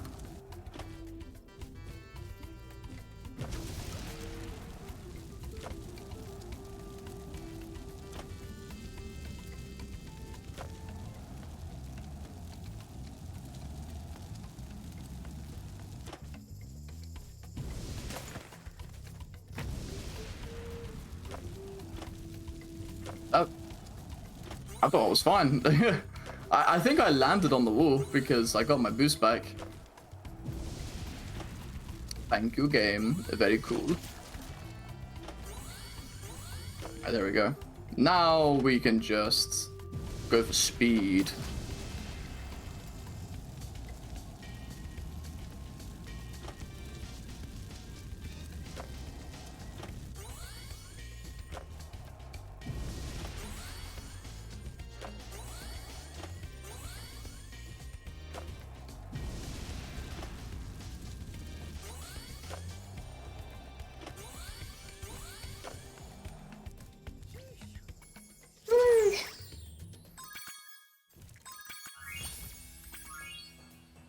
Where's my squid board? You're right. Oh, can I redo my run? Can I run it back? can I run it back, please? I made a mistake. Jeez, how could I forget?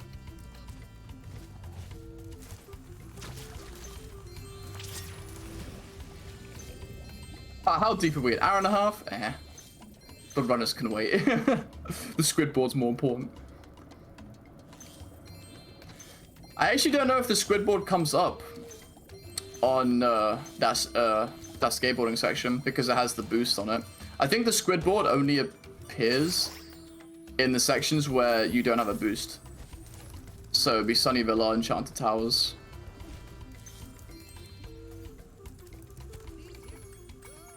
Alright, time for subs. This is probably the most difficult set of eggs in the game. They're very cycle heavy. You have to be very good in a sub to do it. Hopefully I can do it right.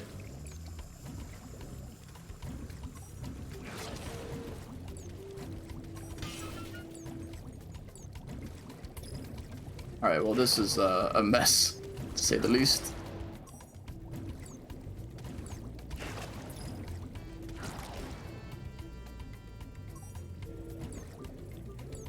Back it. Okay. Not that great. I completely whiffed the silver crate. I think I had a good recovery though, so I'm alright.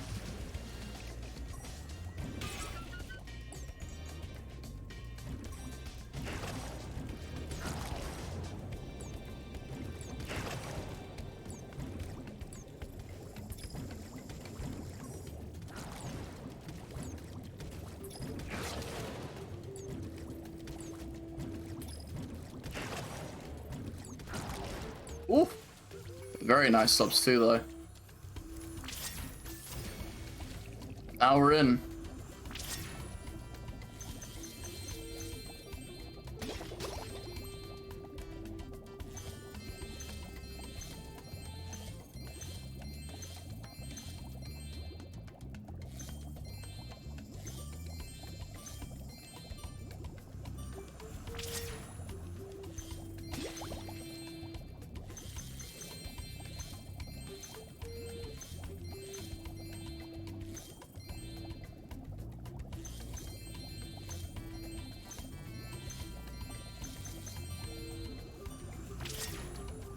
So we have everything planned out perfectly to where we grab all the gems optimally while not dying, because if the shield runs out while you're in here, you insta-die because you're swimming in acid right now.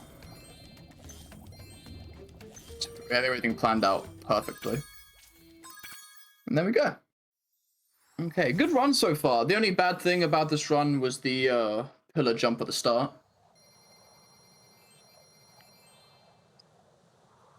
But I'm happy with how I played so far. Hopefully I'm putting on a show for you guys. We're about halfway through the run. And I think the second half is an enjoyable half as well, so that should be interesting.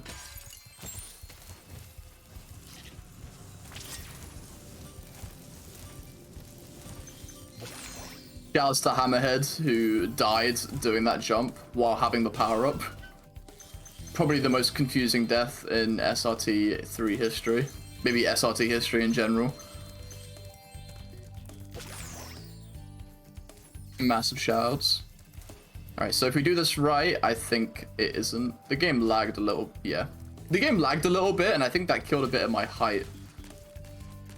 Which sounds like a classic excuse, but I swears. Oh, okay, that was just me being bad. Yeah, about this run being like, okay, this run is doo-doo now. There we go. Get this lone 1 gem. There we go, save Bentley.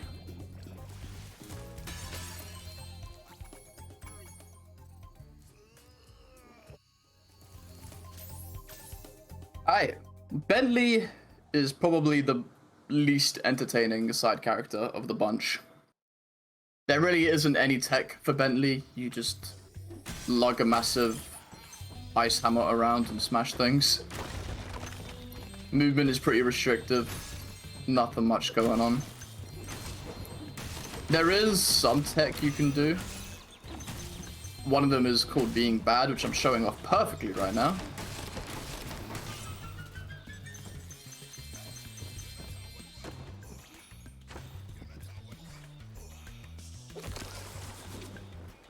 We talked to Bartholomew to give ourselves movement freedom in a cutscene. Shouts to the black bars. Oh, I got it. Nice. All right, that's a backup cycle because I'm bad. But you know what? It worked out.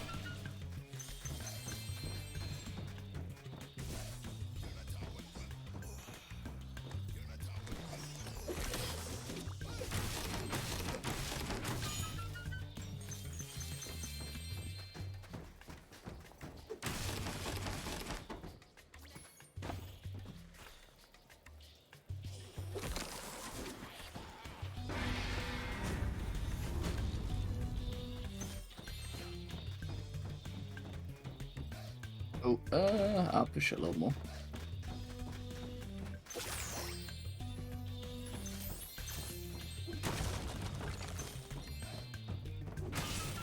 I think Bentley has the easiest eggs to grab in the game, because a lot of them are just like in your way, and you have to beat this for game progression anyway.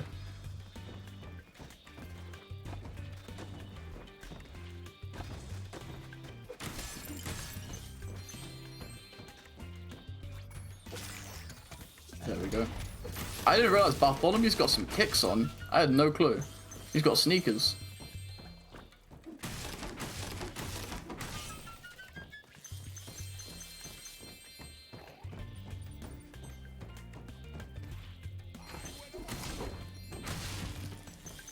Ooh.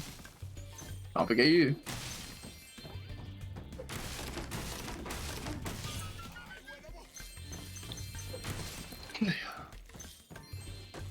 I apologize for the yawning. I think other streamers, I always have this thing where if I'm doing commentary, I just forget to breathe sometimes. So my body is like, you need air, yawn quick, to get as much in you as you can.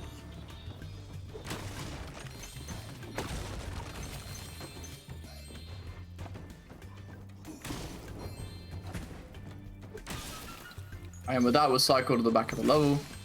And we have everything. We can go. Yeah, it's really... That's suspicious. That's weird. I didn't think about that. Maybe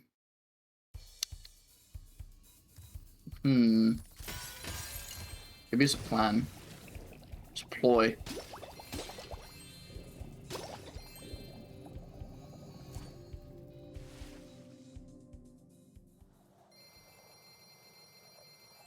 Needing air is good. Breathing is good. Yeah, it's you know what? It's almost like a Matrix system, you know? Like everything in the Spyro world is designed to happen at specific times, you know? Like what if one of those eggs hatches when you're not there, you know? But that wouldn't happen because the Matrix-like environment of it.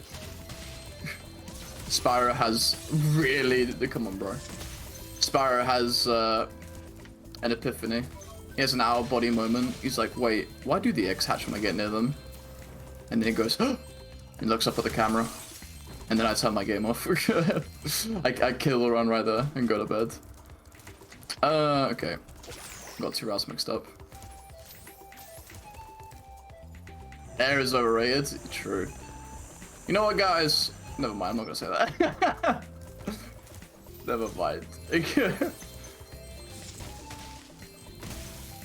You know it's gonna be a bad and like rude joke if I start with like, you know what, guys? That's how you know a bad one's coming. Best track in the game? Debatable. It is really good. It is really good, but it's nothing on Harbor Speedway, my guy. It is nothing on Harbor Speedway. Harbor Speedway is a bop.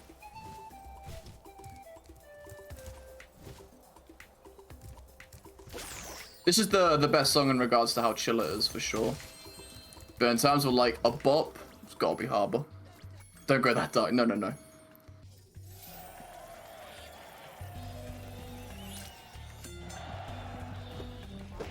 Oops. Alright, so fun bit of tech here. This Yeti is actually affected by FPS. And he'll swing faster the higher FPS you have. So, a majority of the time, we would want to just jab loop him, but because of the higher FPS, it makes it inconsistent. So Lackluster found a way to always be backing up and always throw a meaty right hook and have it connect. Also, it's him with that JoJo stance. He's like a side on with me. Oh, whoops.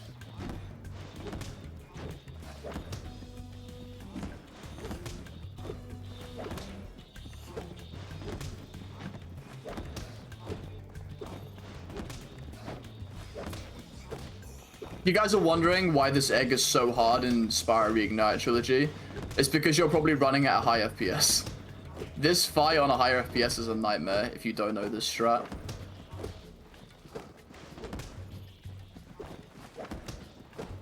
He's been catching me with a lot of jabs, so it isn't as fast as it could be.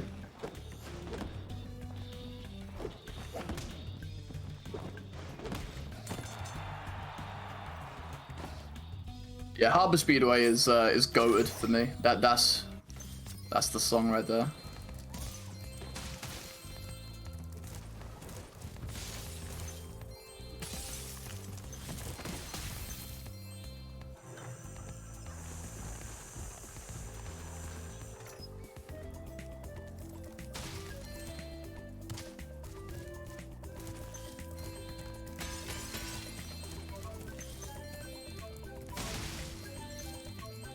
Time for get hockey. Moneybags ripping us off once again.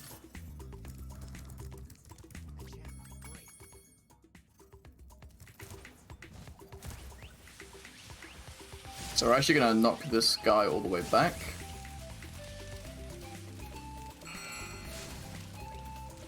Oh, it was lined up so well. No, yeah.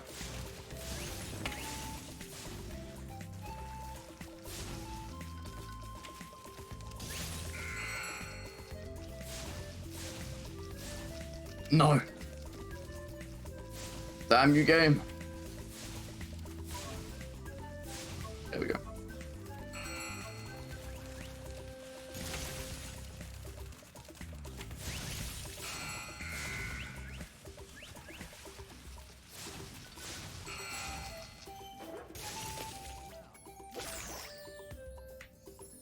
Sorry, poor guy.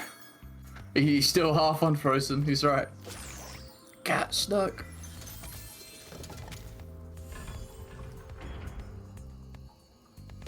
Probably, yeah. FPS affects how the game plays. Yeah, I explained it a little earlier, but I'll explain it again for people who don't know. The higher your FPS, the lower you can jump in SRT. It mainly kicks in for SRT 3 because it's the game that requires a lot of parkour.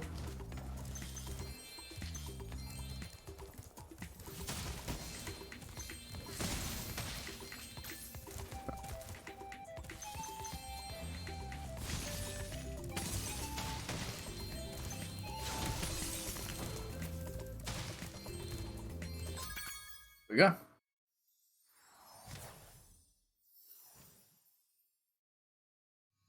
I'll take you. This is Harbour Speed and you just don't feel it. It's fair enough, man. If this was my stream, I would be cursing you out so bad right now. Man, you're lucky we're in the event. Nah, I'm only messing. I mean, it's chill. I agree Frozen Hours is a bop. I love Frozen Hours, but yeah, for me, Harbour Speedway is the sauce. It's real good.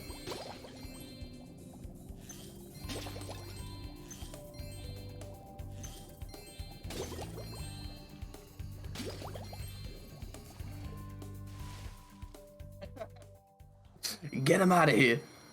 Nah, I mean, it is chill. Like, yeah, it's fine. For me, it's a bop. I do rate Frozen Hours, though. It slaps, too. It's just, for me, I gotta... Like, Harbour gets me grooving, you know? Frozen is sick, but Harbour gets me, like, moving.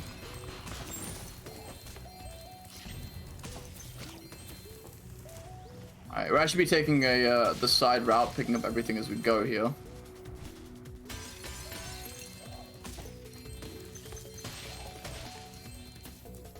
Fireworks is the split that we're literally unable to finish now because we need Agent 9 and we don't even know he exists yet again, so we are unable to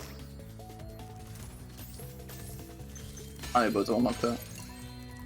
Yeah, Fireworks is slaps too. Fireworks is good.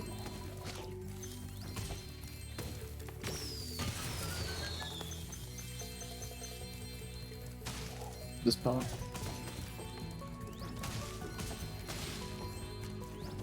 It slaps, it's good.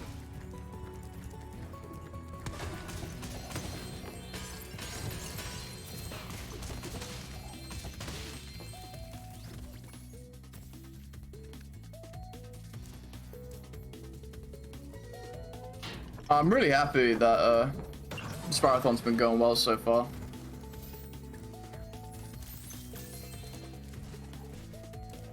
Okay, that works. I took a weird ass turn there, but it worked out.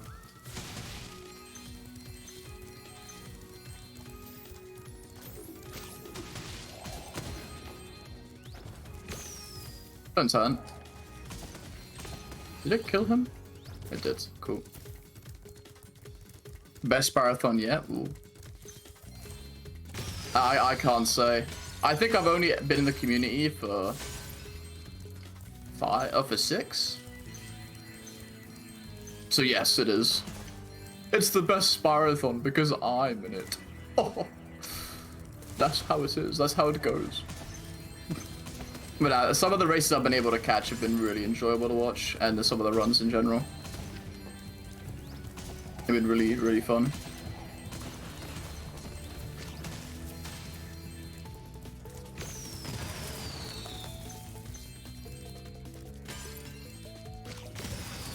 So we take that hit there on purpose because immediately after we can grab a fodder that puts us right back to full health.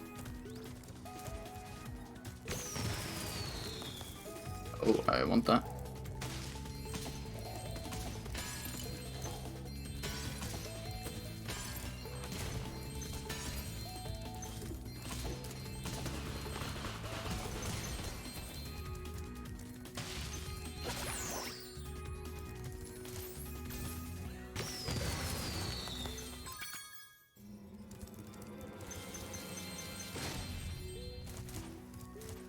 Very clean fireworks, honestly.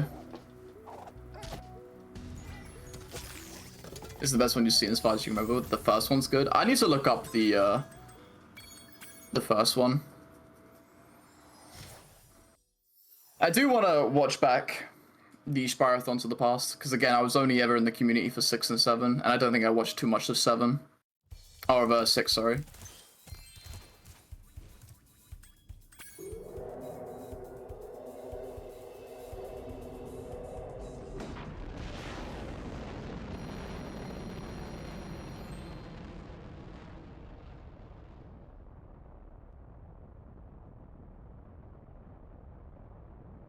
Still relatively fresh meat. Oh no. I think I joined the community in February of 2020.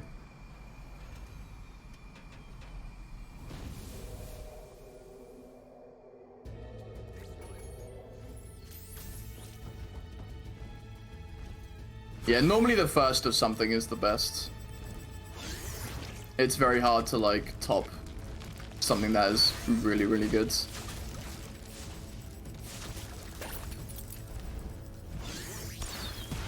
Scorch is a bit of an annoying boss. It's RNG on Bentley's side. He picks from a pool of red and green rockets.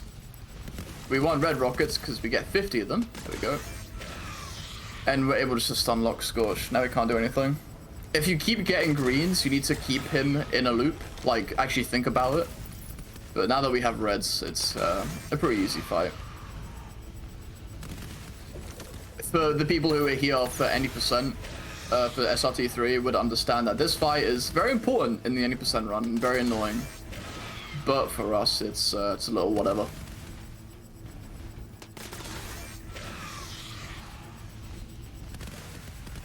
Damn. That's impressive, yeah.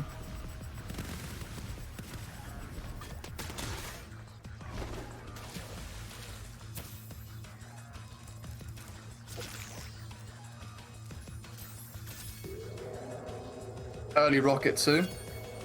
Basically, if you just run away to where the rocket would be, Spyro freaks out a little bit.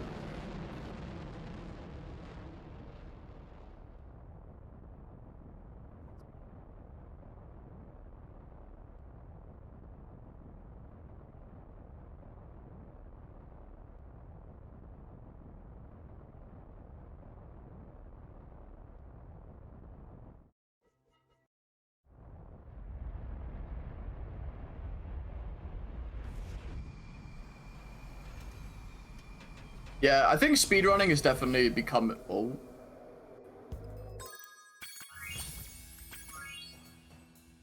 Spyro?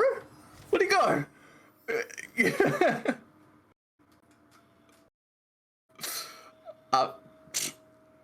That's new to me. That's a new one. That's a new one. That's a new one. I've never seen that in my life. That was fun.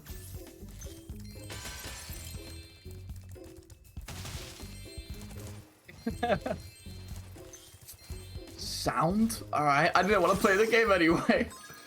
Alright, we're actually going back and doing some backtracking.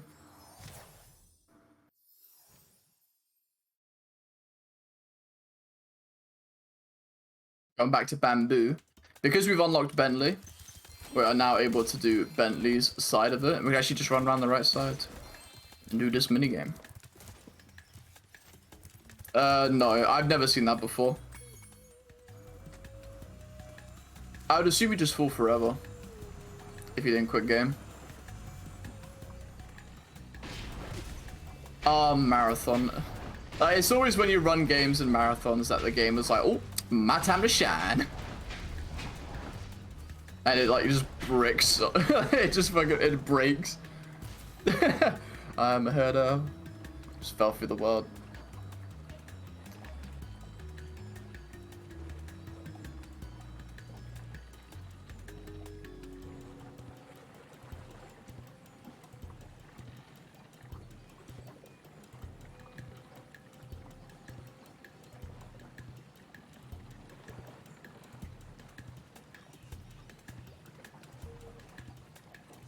This is another auto-scroller, kind of bit of downtime, not much to think about.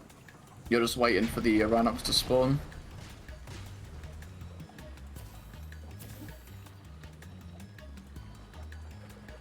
Also, look at this lighting problem. If I have to see it every time, so do you.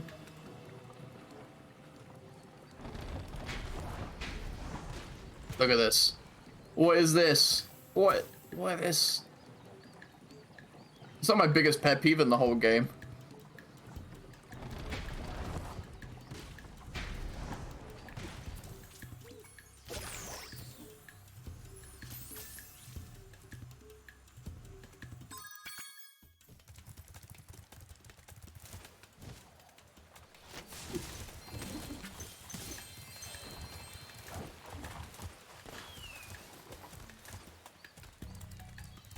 Oh, I'm sorry if that was audible. Jesus. That was so fucking rude of me.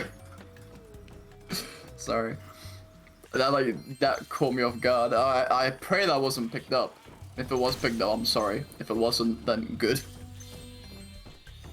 That was like so like, I'm sorry, I'm so sorry, Jesus Christ. If that was audible, oh yeah, man. That snuck up on me, that one.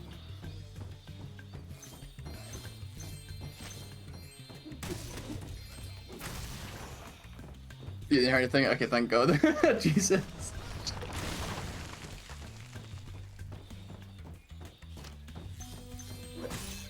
Oh.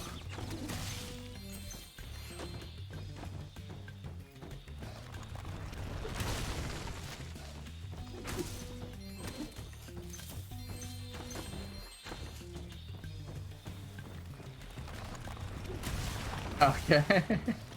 I mean, that's good then. It is good. Even if it was audible, I think it would have been fine. It's very, like, unprofessional, but it's just funny. So, that, like, it genuinely, like, caught me off guard there. Like, I was just concentrating and it just shot right through me. You didn't see any SRT gameplay until a few days ago? Ooh.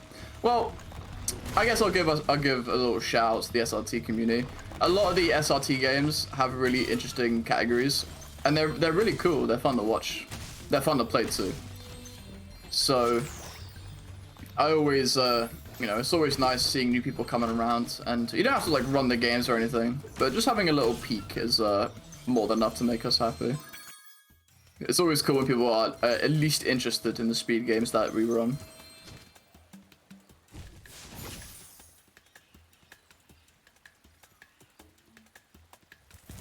I know.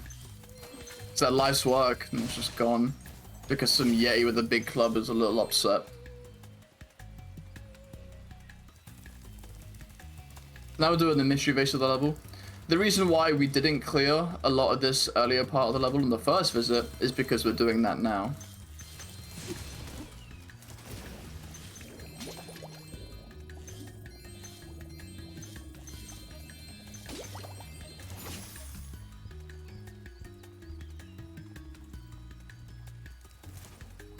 Okay, I got everything down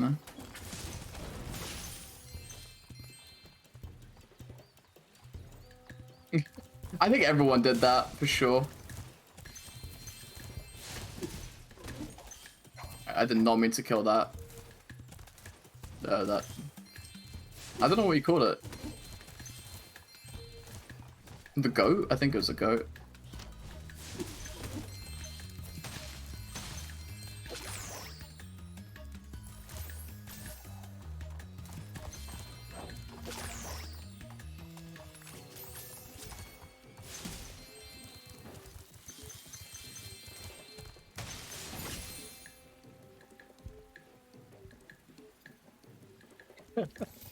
Dude, yeah, every young teen did that. Hell, I'm still in that phase. Speedrunners are just matured Let's Players, guys, let's be real. Okay, think about it. Break the cycle. Conceive that thought. Speedrunners are just grown-up Let's Players. It's how it is. It's the hard truth. It's the red pill.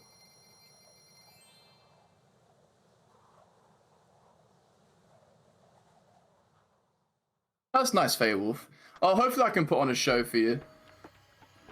I hope that my commentary has been good. It is. You have to think about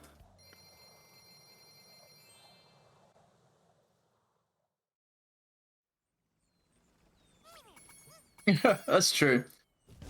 A lot of it is just a Let's Play done fast. So there's some good. To most people, or to some, it's Let's Plays but better.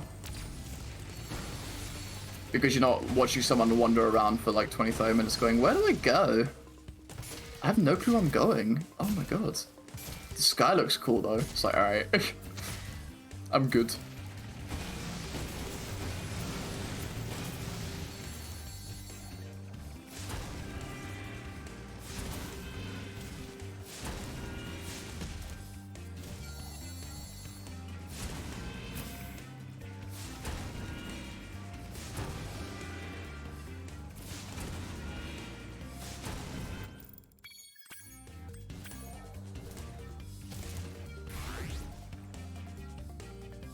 Same cycle as before. 3 eggs. You got the speedway, you got hunter, then you got the race. This is the worst one, by the way.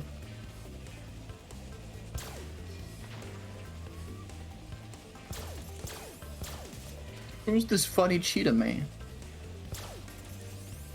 He don't look like much of a hunter to me.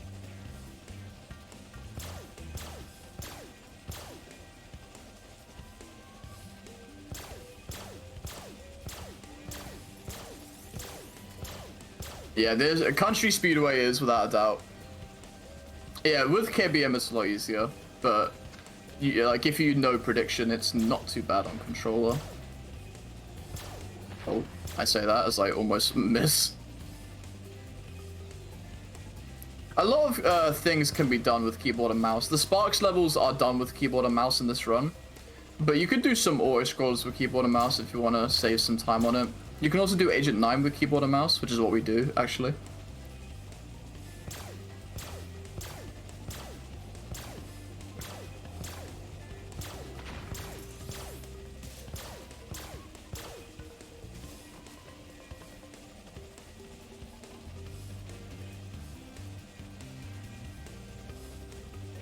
Hey, to the competence! Damn, let him down easy. Let him down easy, Queen. Jeez. Oh my god, it's so funny. I love that. Yeah, it's a lot quicker. It's nuts.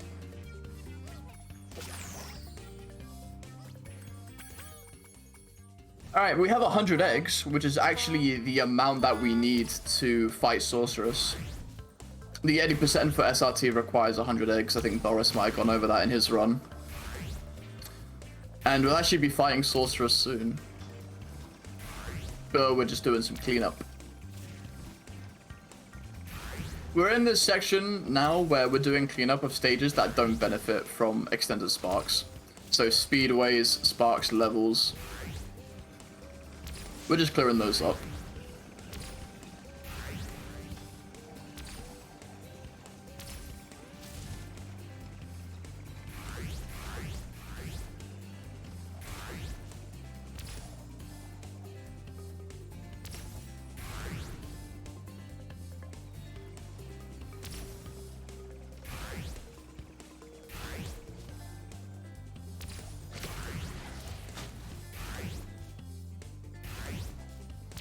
This speedway requires a bit of concentration because the stars are so compact to the rings.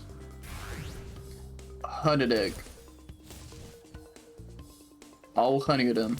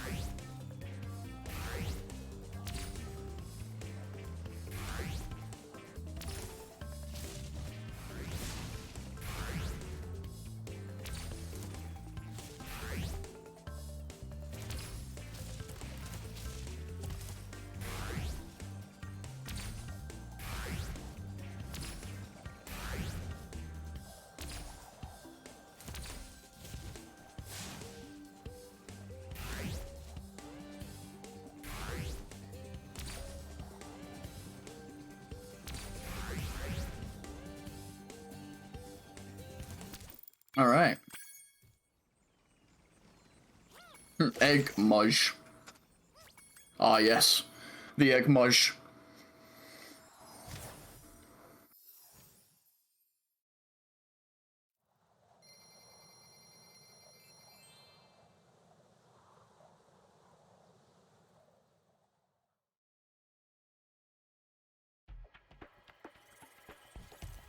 Okay, now we're doing the Sparks level. So this Sparks level is actually completely useless in SRT. In OG, it would give you Sparks Finder, but we start with it in SRT, so there is no need to talk to Zoe after we finish this. We can just guidebook out of it.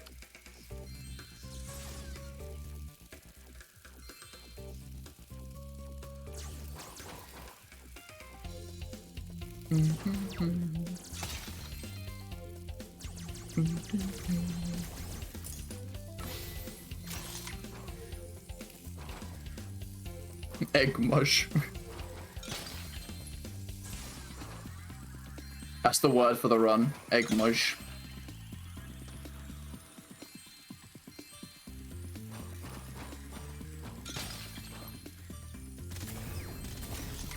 If anyone asks the summary of today's run, so how was the 117 run? Just say egg mush. They'll get it. They'll get it. Ooh, that hurt, my man. I actually want this.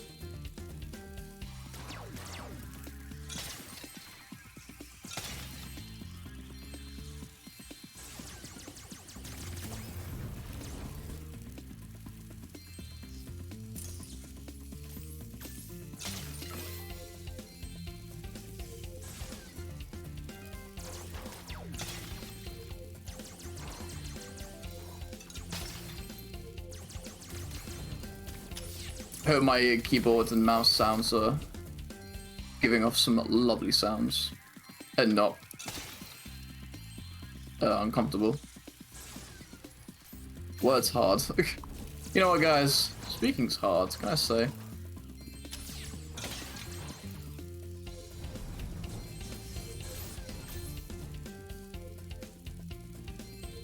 Can I speak some truth in this Twitch chat?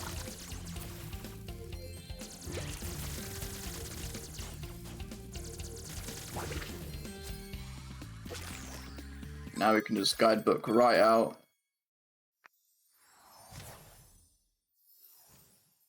Words hard. I do too, actually. That's a good shirt.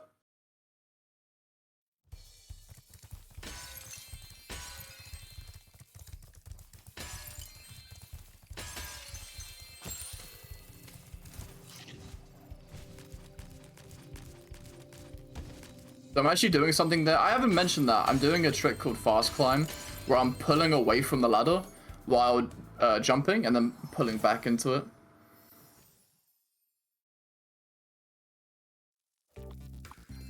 That lets me not have any... it lets me just climb it faster. Normally you'd climb it really slow.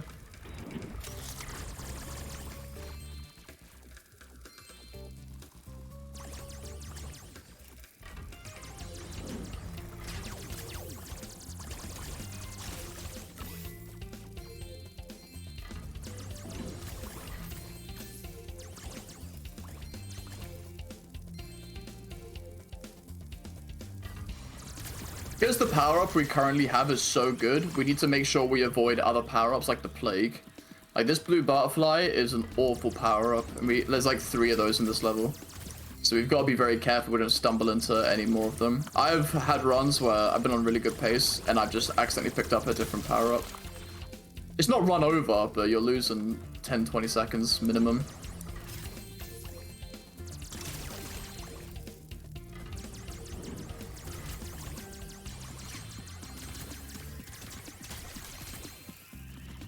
This one here. That one gets me all the time.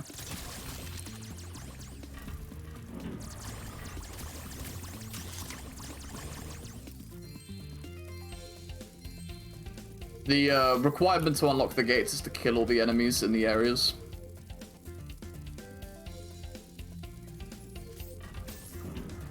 And I'm using Sparks' body as a hitbox too, because enemies die when they collide into you. So whenever I have no power up or I just can't shoot them, I just slam my body into them.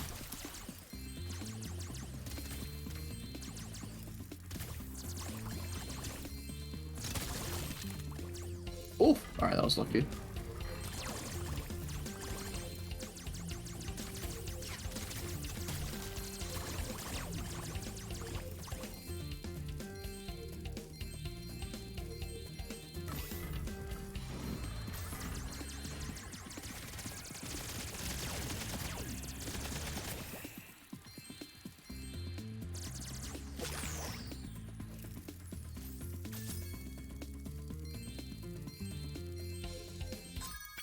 There we go. You know what else is hard? What's that? Oh, I would recommend it. Myra Amazement. I would really recommend it. I think all the SRT games are a lot of fun.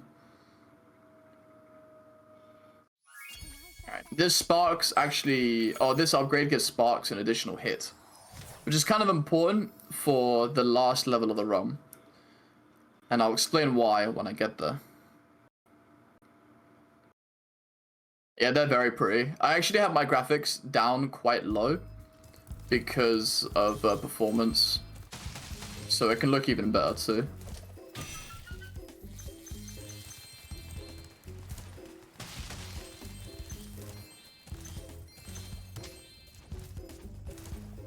I can't climb stairs. Alright, this is tradition for me, so I'm gonna go for it. Fly and skip for the boys back home. And I miss it. Oh, and I miss it. Let the boys down.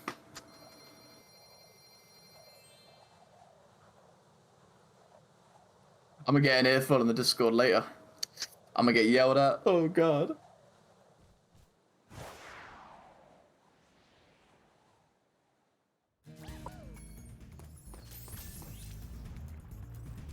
You can't climb stairs. Ah, yes. Both sides can join together to fight the real enemy. Stairs. Whoa, I'm bad.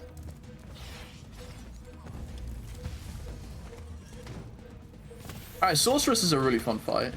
Another bop.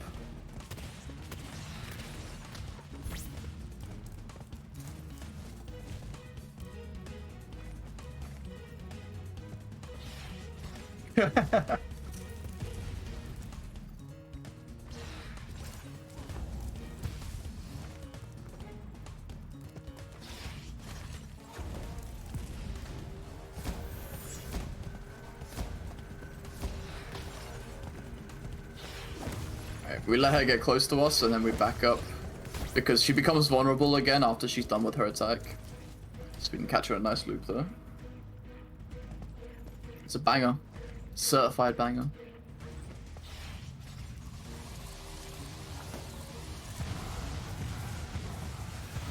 Oof, okay, threaded the needle on that one.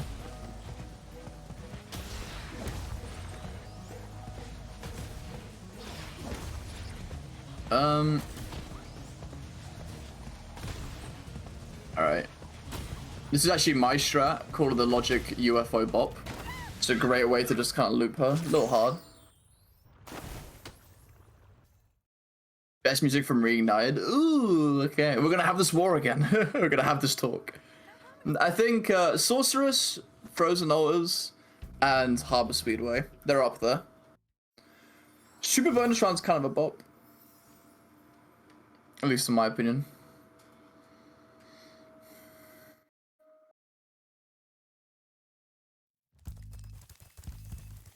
And we off. So now that we've beaten Sorceress, GG and a half, which is just G. We ain't done yet. We beat Sorceress early because now we're able to do the Sparks level, which is the best upgrade in the game.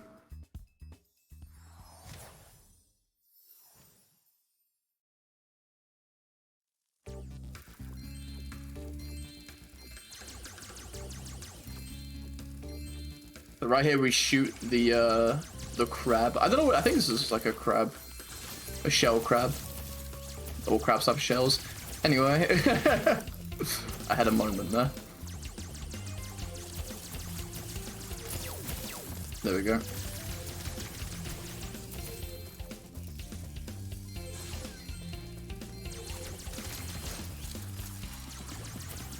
So Bugbot is a somewhat dangerous level because if you kind of get piled on, you lose a lot of health very quick.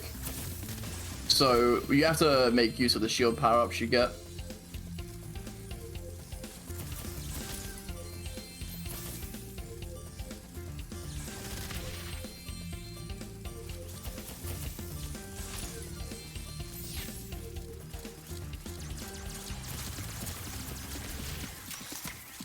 Oh, that tendon was buried. There we go.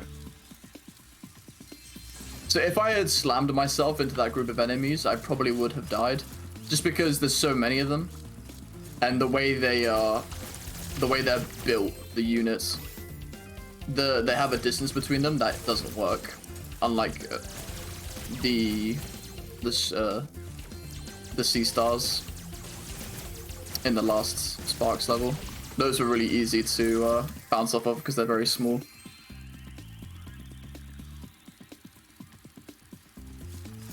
Look at these guys lining up.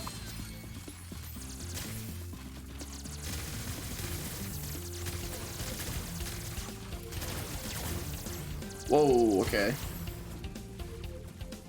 That seemed kind of good, actually.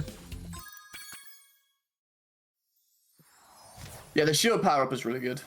Wise words. All crabs have shells. Thank you for the G, guys. Well, 1 G to go. So now we've done the Sparks level, we have the best Sparks upgrade in the game. It's progressive too, so we can't just ignore all the Sparks levels to this point. But now, when we talk to Zoe, Sparks can actually smash through vases and baskets. And his range has also been increased. So man's a unit right now. Man's a unit. He's kind of nuts.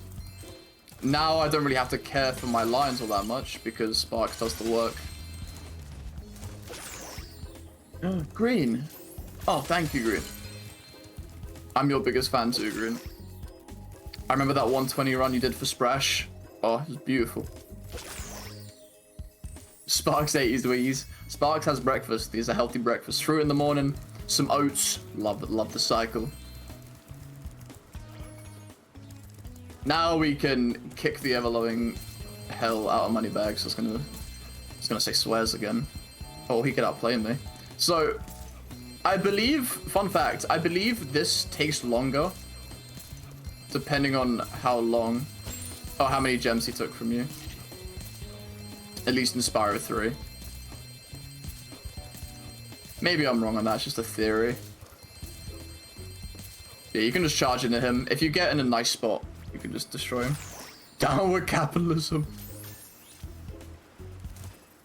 Down with the bear, we say.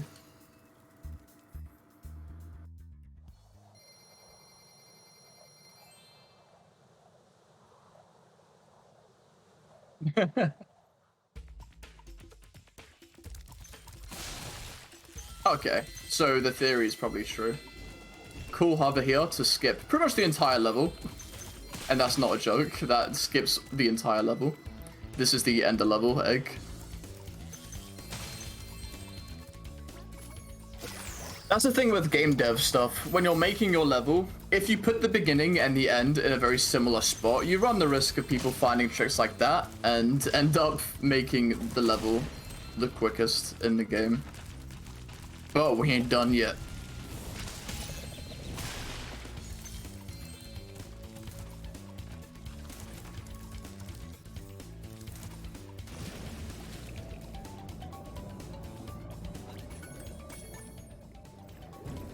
And now we have sharks.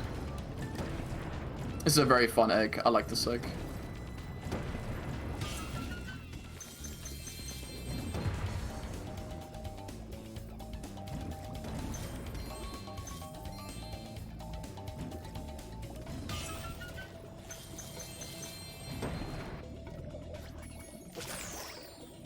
Very satisfying egg to pull off. Controlling the manta ray is really enjoyable. It turns nice, it shoots nice.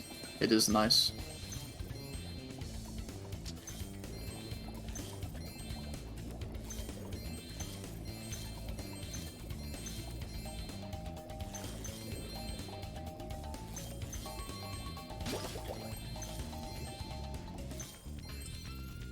Oh. Oh, right. There's a base up here.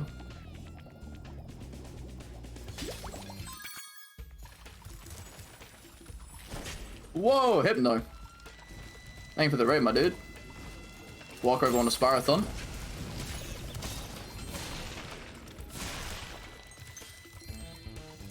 I did not hear that 10 gem.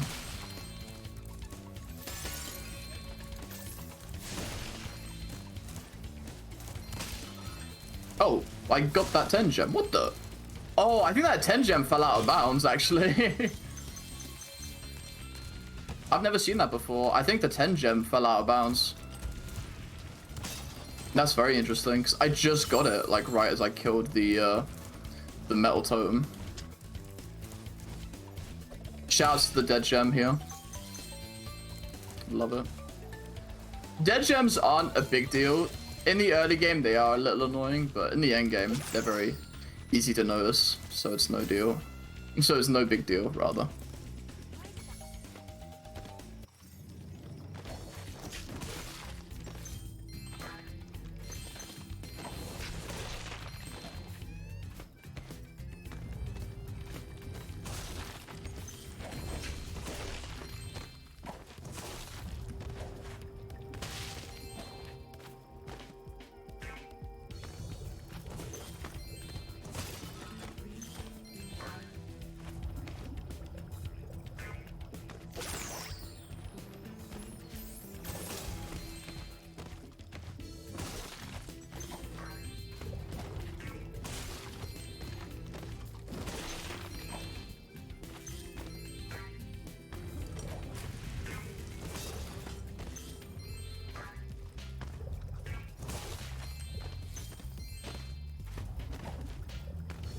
Reach moving.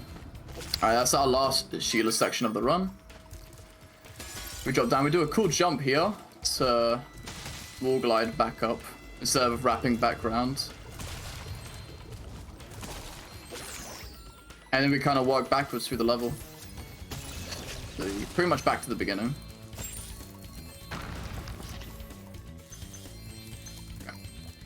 I itched my nose and I didn't remember where I was.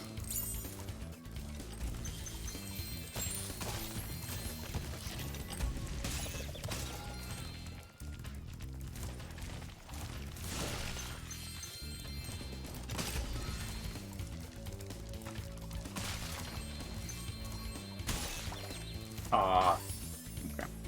Green sparks for Agent 9 is bad, so I'm going to need to take a moment to get extra fodder.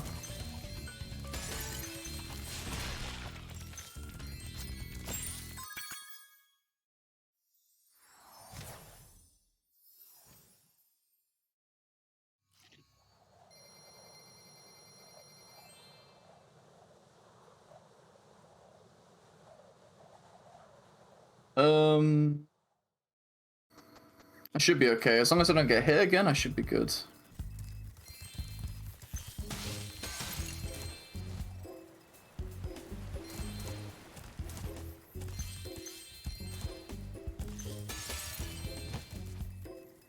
Alright, now we're doing Agent 9. Back to keyboard and mouse for this one.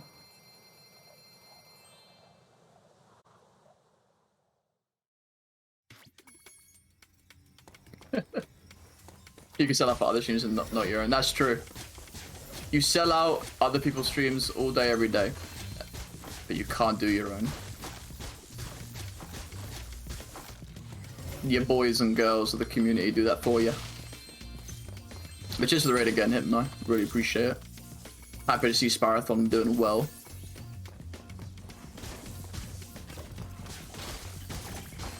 Alright, some cool tech here. We're actually going to keep this guy alive. And we're going to walk all the way back and then snipe him from a distance. And by doing that, we're able to destroy this like electrical pad and stop the spawning of new enemies. Cool bit of tech that I found on the tail end of my Spyro 3 grinding session. Or like long time grinding session.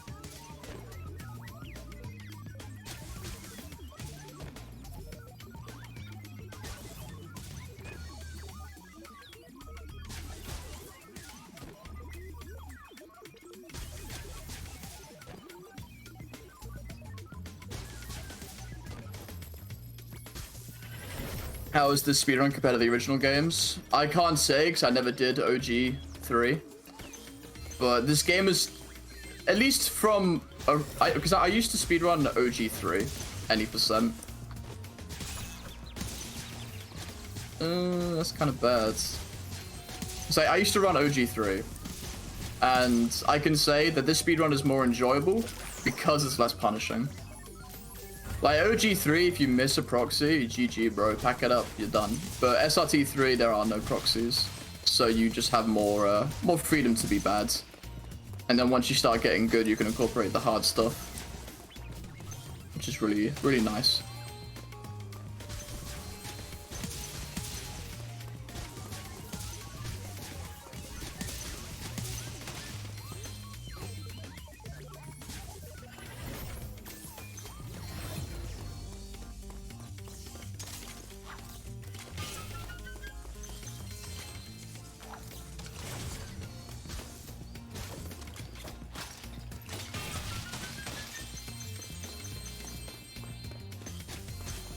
Alright, now we need to stop these Rhinox from having fun.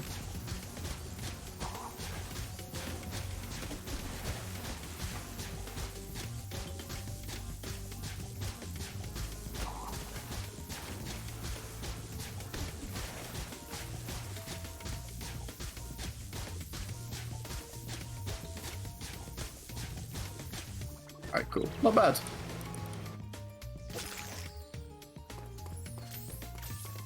Yeah, there's no, like, both OG and SRT are both well-rounded and fun games to do. One of them doesn't overshadow the other. They're both unique experiences. That I can say for fact.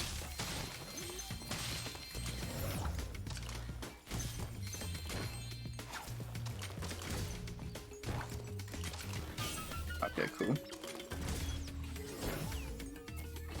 No fun allowed.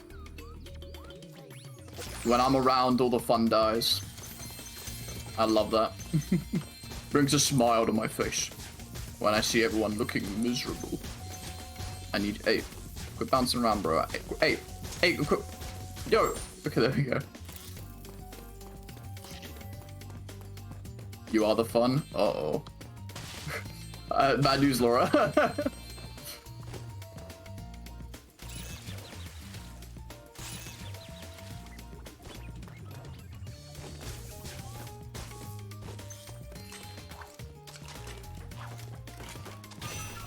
Oh, accidental, but it works.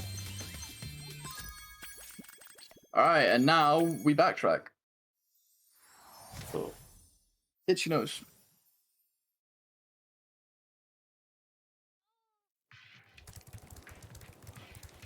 Control-wise, it controls well. The only thing I don't like about SRT is underwater movement. But then again, you spend such little time underwater.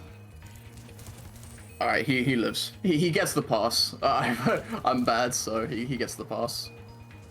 Do a cool little wall glide there to basically get to the very top of the level. This is why we left Cloud Spires for later. Because with extended sparks, we're able just to clean up everything. Dude, he knew. He was like, little movements, bro. Little movements. Alright, got it. Cool.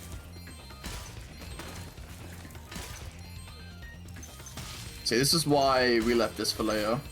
Because with sparks, we're able just to kind of take very lazy lines around.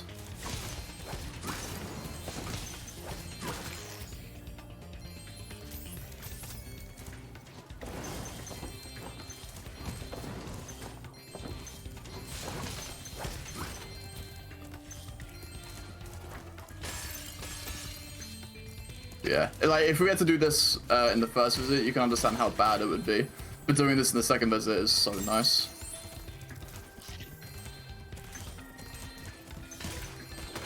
It makes life so much easier.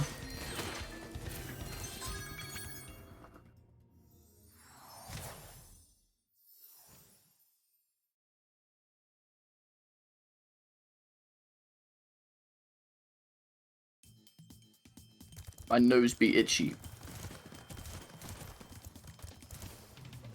Alright, this is basically the backtracking portion now. Because we killed Moneybag, or because we robbed Moneybags, he's not around to charge us for things anymore. Which is why I got into Agent 9 for free, and why I can get into this area for free. Normally, Moneybags would be here saying you need to pay. But because he's dead, we don't need to give him anything. Okay, that's fine. That's not. He's too good. He's a machine. There we go.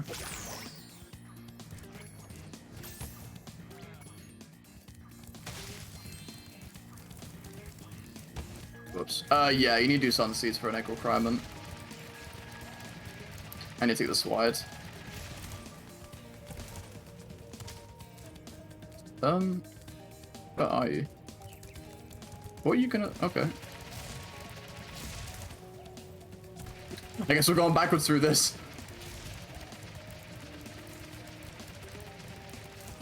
Okay, fair enough. You win, bandit, you win.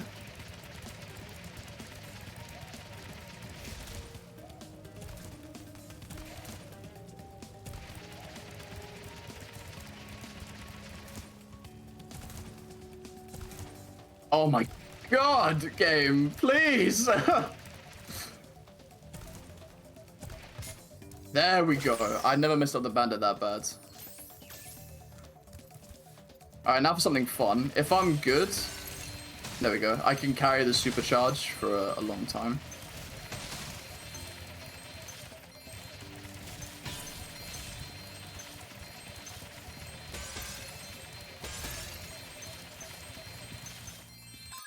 Nice.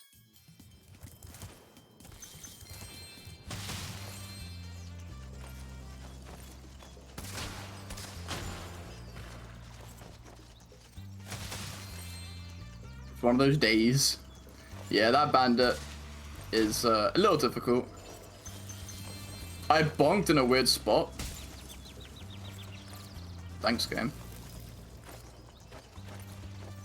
Never had that hit me before. I got hit by the bird there, for those who don't know.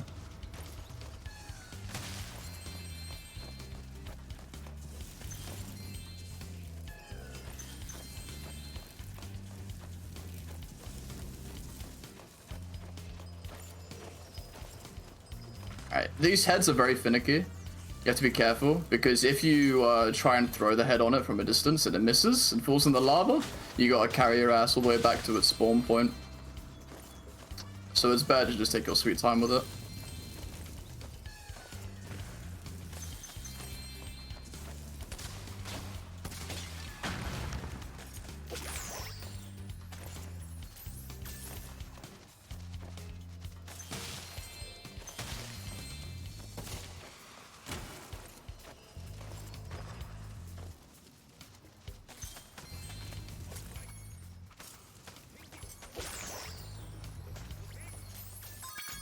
Alright, we're now coming up to my favorite egg in the run. And that is Twin Dragons. It's easily my favorite egg in the game because it is probably the most mentally engaging egg. Like, you have to really concentrate for it, and I love that about it.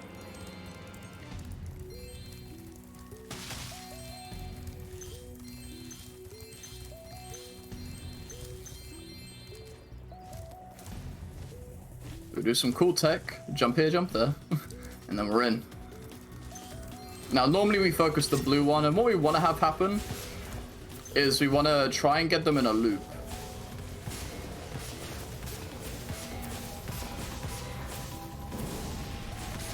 This is already looking a little strange. Oh, maybe? Nope. So if he turns left again there, you actually get him stuck in a loop. Oh my god.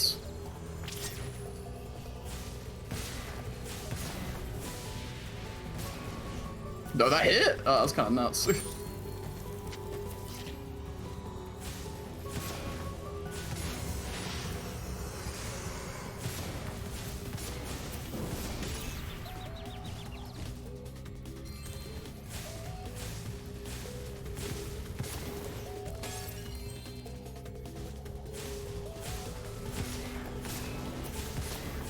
Oh, I think we have him in the loop. Oh, we did. It's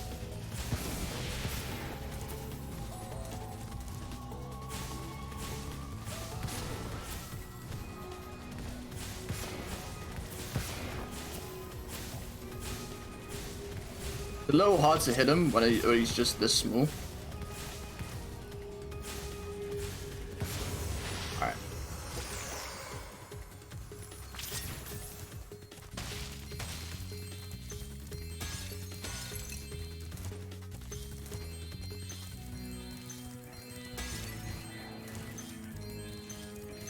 I mean, I would disagree, but for a casuals playthrough, probably, yeah.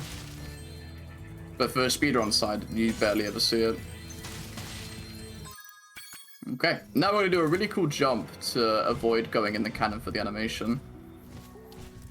There we go. We will glide against a certain spot of that tower, so we don't lose any altitude, and then we just flutter up. That skips going in the cannon, and also allows us to grab that 10 gem with ease.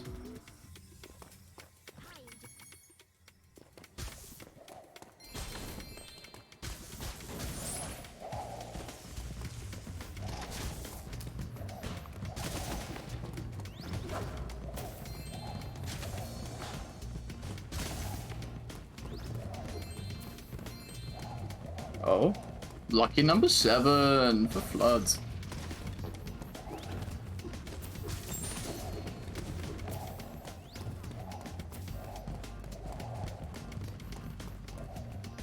Okay, so this 89 section is a little weird. Basically, we just hug one side, clear it out, and then we actually have to come back on ourselves.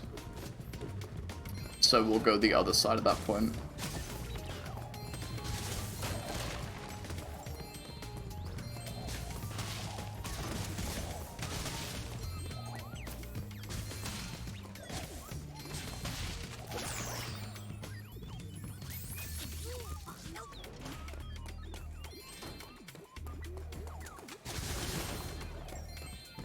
Oh, okay.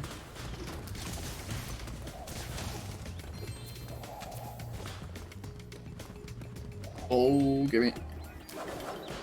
Oh, no. So you can get stun locked pretty hard here if you're not careful. Because I'm running past all of them, which means they're like forming a train behind me. And if I just keep running, they'll never catch up to me unless I stop.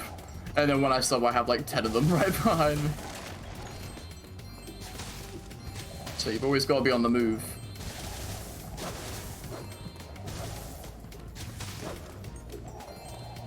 Okay.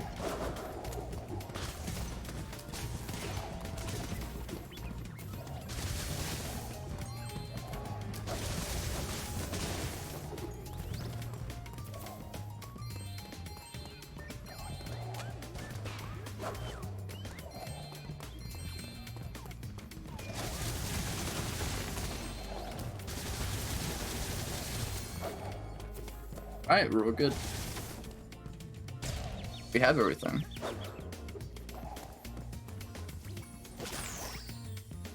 Now we go back to Midnight Mountain and we're in pretty much the final segment of the run. There are only 4 levels to go, I believe. Oh, wait, 5. Sorry, 5 more levels to go.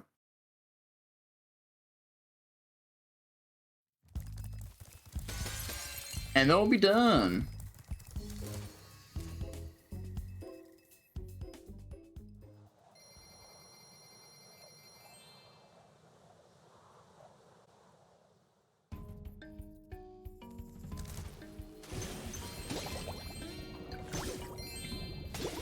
Oh, chat knows.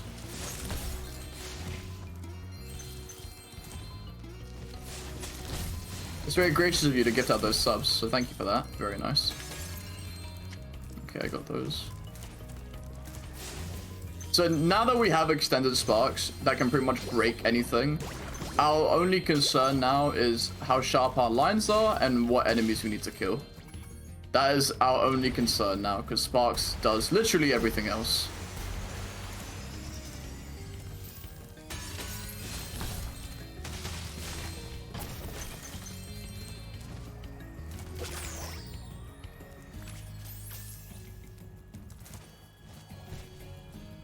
Alright, this is somewhat of a difficult jump. It's good to go back this way instead of running back. There you go.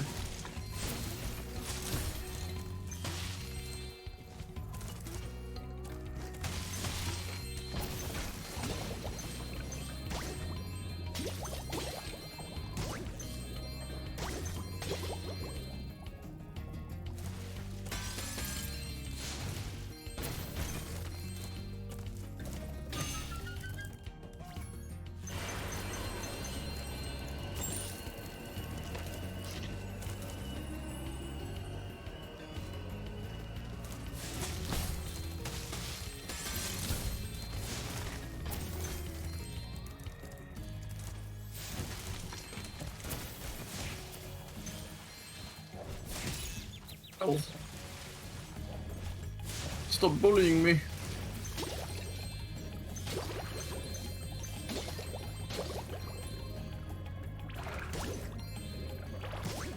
The joy to having all the sparks upgrades and not just the range ones is that you can be extra aggressive with your enemies and not have to worry about fodder as often.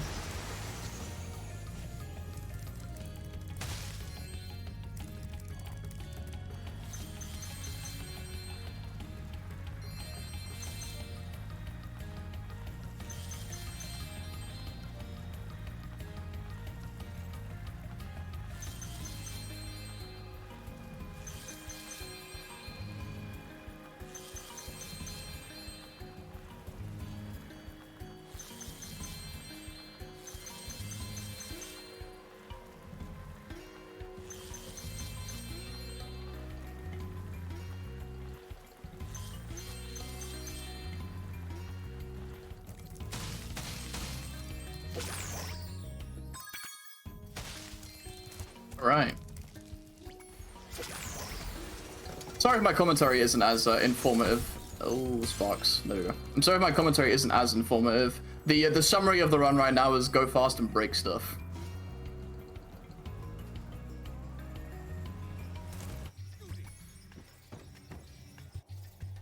Right, now. That was really quick. My favorite egg. My favorite meme egg, I guess. Moles. There's a really cool strat I found for moles, in which you actually can kill one mole and keep repeatedly hitting it and it count for your tally. So what we do is we tuck ourselves back here, wait until one spawns where we need it to, right here, watch it fly away. Okay, that was just my fault. Okay, oh, there we go. And then we just whack it in the corner endlessly.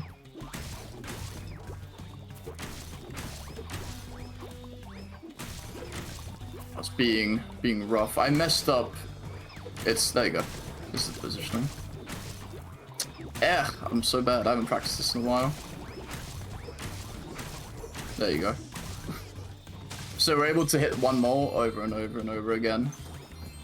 My setup was very bad. I had it kind of early and I just... Nice. Oh, I'm gonna lose. I hit the magician. Good. Well, I was going to lose and then I did lose. Thanks, game.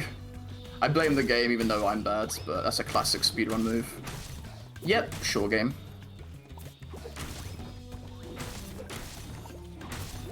There you are.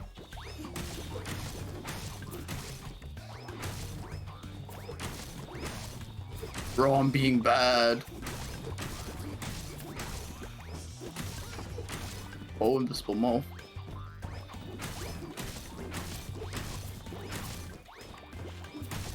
Okay. A little unfortunate, but that is okay.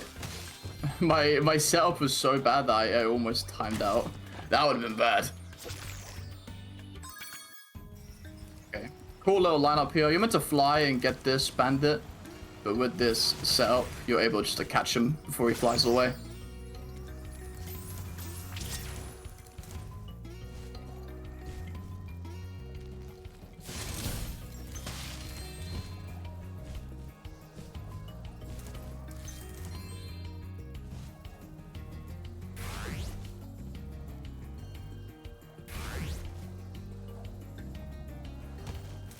Whoa, okay, there we go.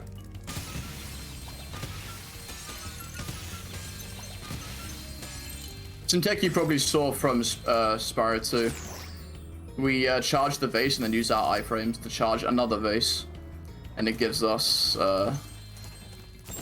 invincibility for it.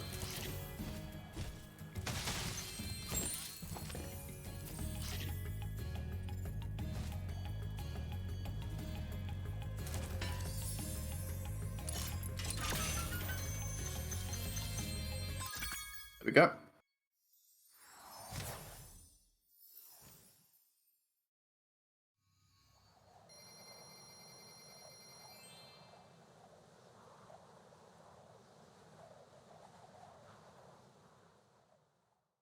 I live here. Deo hunkers down in the Spyrothon chat for the next event to start.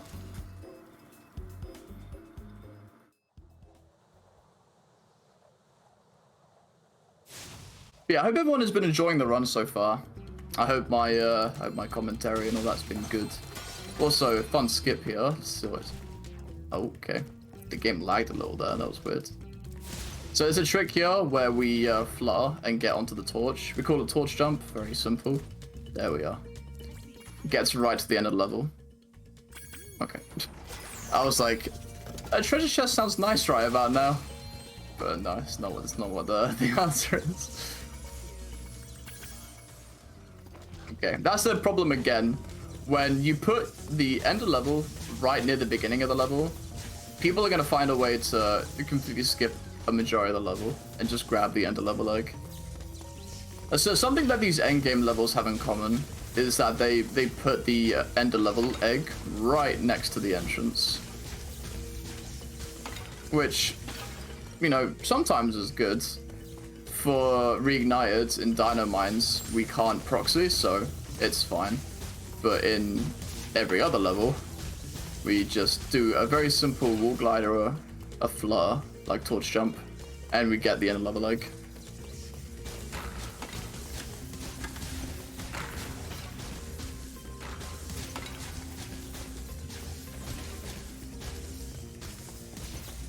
Yeah.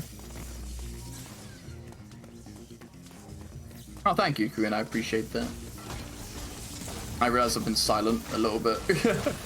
Oh my god, get me out.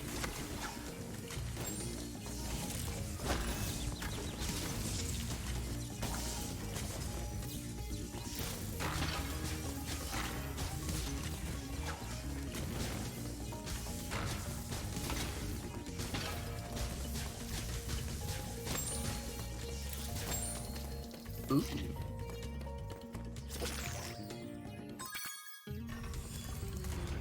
Okay, and now we actually work backwards. So we grab this, That was good. We work backwards and then forwards and then backwards. So we actually end the level by those metal bases. This is why we don't get them now. Obviously, the key to this level is grabbing the lava rocks from these dudes.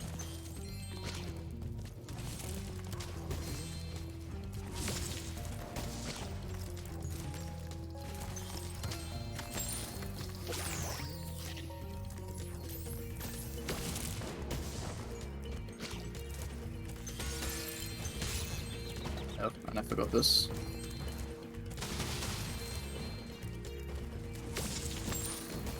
It's one of the more slower levels in the run. Ooh, that was very, very close. Jesus. Shout out to this dead gem here. You need to stand on it to get it. Alright, now for tanks, we actually switch back to keyboard and mouse because spinning on the tank is a lot easier. And kind of aiming up. So the plan for tanks is we shoot to the side. Oh my god, I'm getting destroyed. We shoot to the side of the pot and then move to the other side. And the tanks move the tanks move opposite to where you move. So if you move left, they go right. So we kind of shoot and then maneuver ourselves for them to walk into the shot pretty much. And if you're very clean with it, you can pick up pretty much everything. Alright, seeing oh no, I got 4, okay. I don't have sparks anymore, oh my god.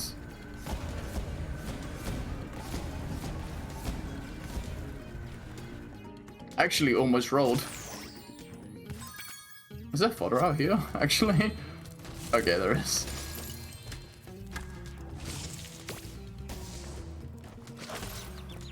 You have to be kidding me. Oh no. Alright, it's kind of problematic. Grabbing these gems without sparks, dude. Gotta go.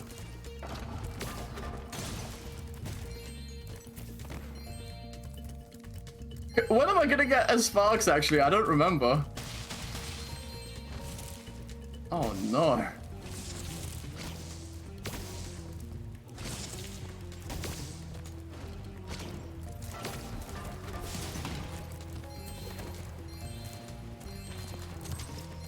This is honestly fine. There is a 1-up phase I can grab. I have never been so beaten up by tanks. There we go.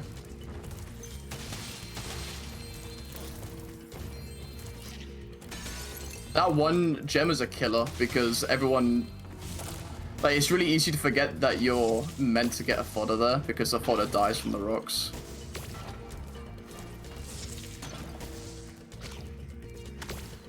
Does that work? Oh, it does. Cool. These mummies, bro. These mummies, they are nuts.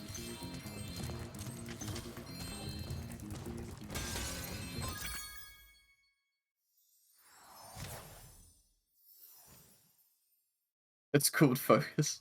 How dare I?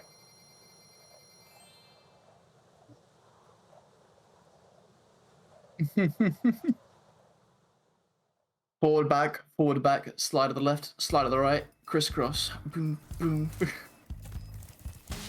Yeah, that tank is a little rough. I haven't practiced that in a while, so that's just a bit of rust coming through.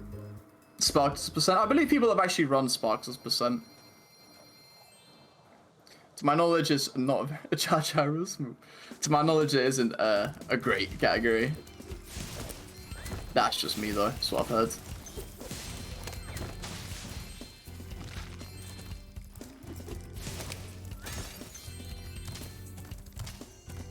That wall, man.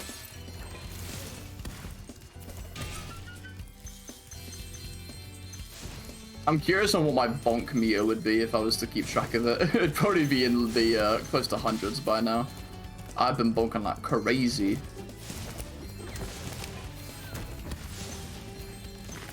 So the gimmick of these these cactuses, is you have to flame them, wait, and they drop a gem. The bad thing about it is pretty much every gem that drops from the cactuses are dead gems. so you have to be standing on top of them, which isn't the ouch. It ain't the biggest of deals because you go near them anyway.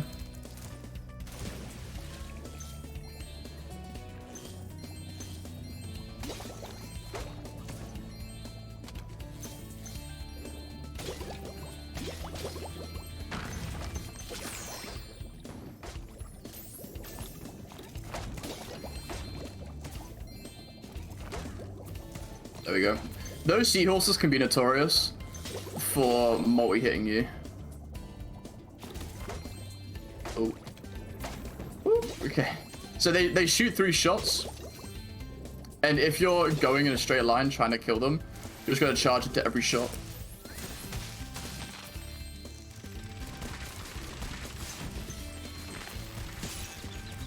Ouch. Ouchies, game.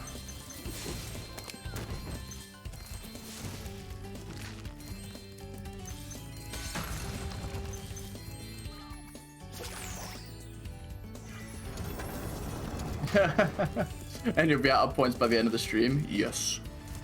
It's true. Every time you bonk, an electric impulse is sent to my arm, so my analog finger just slips up.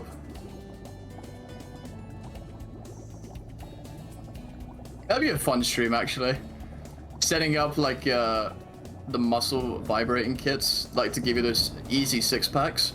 Just apply them all over yourself, and whenever chat redeems a channel point, it, like, shocks you.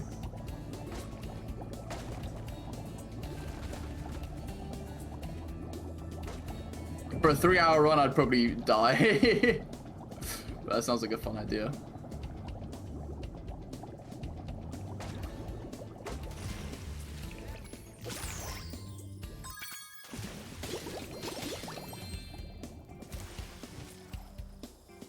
Okay, now we're into another auto section of the run.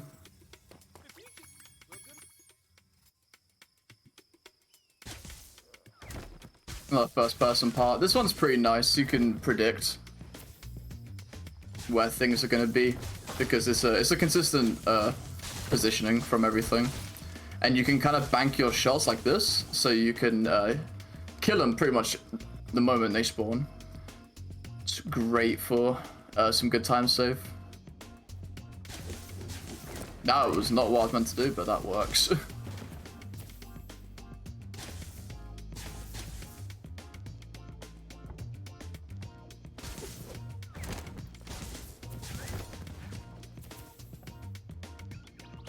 All our friends are wanted. I always see that. Like, I always see that it's the characters that I wanted. I thought it was a really cool touch.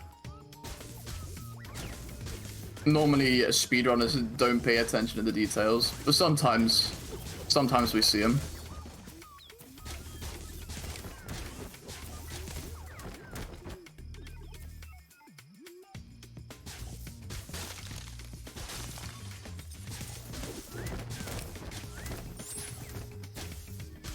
Oh, come on. There we go. I only destroy the windows for fun. Some of them are calculated destruction because they help with movement later. Some of them are just because you have nothing else to do.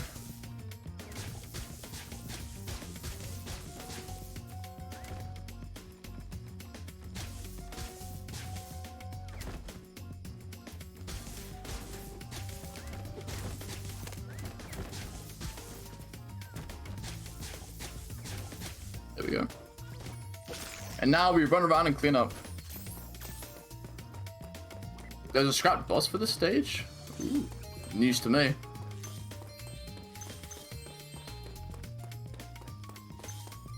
Sounds cool though. It always breaks my heart a little bit when I hear about scrapped content, because it's just the thought of what could have been. I actually don't know. To be honest with you, I don't know.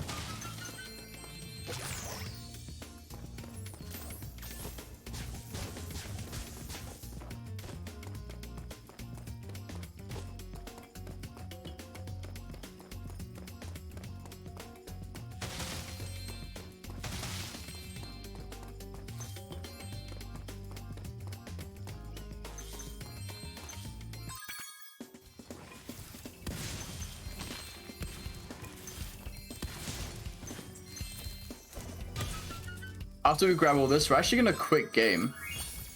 And the reason why we're doing this is because we want to grab the... Oh, pardon my nose. We want to grab the gems at the start of the level. They're a little tucked to the left. And going back and forth for them is not great. Because this is an RTA run, maybe it's better to grab it and then turn around. But in the normal route, we grab them like that.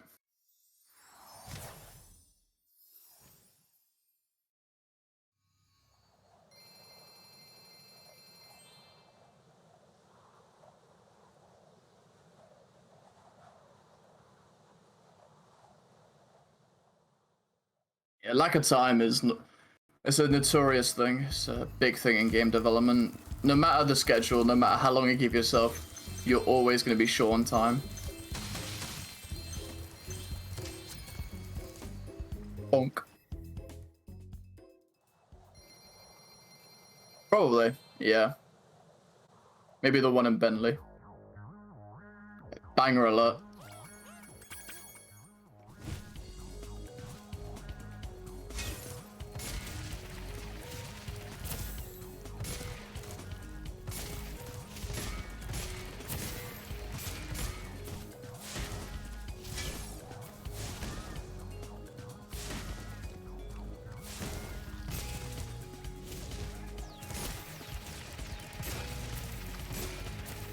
I'm actually gonna skip on killing this fish here for a trick called animation cancelling.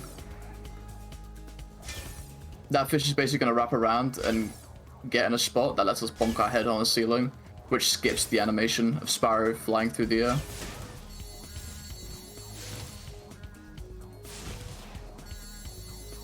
There he is.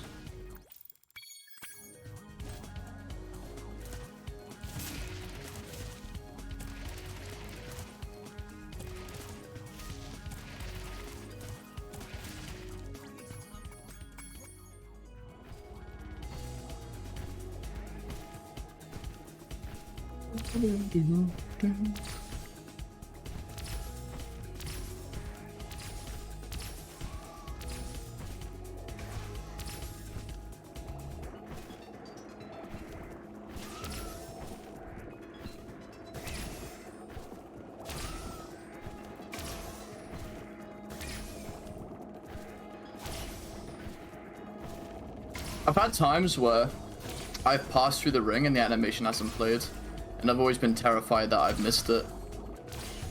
Like that one. Like that one looks dodgy, like you think I missed it, but I actually hit it. If I did miss the ring, it'd be over by now. So it's always terrifying seeing that like quick animation. So obviously when you grab it, there's a very bright green ring around it. But if you miss it, it like plays the normal animation, and it's like, oh, did I get it? Oh, wicked.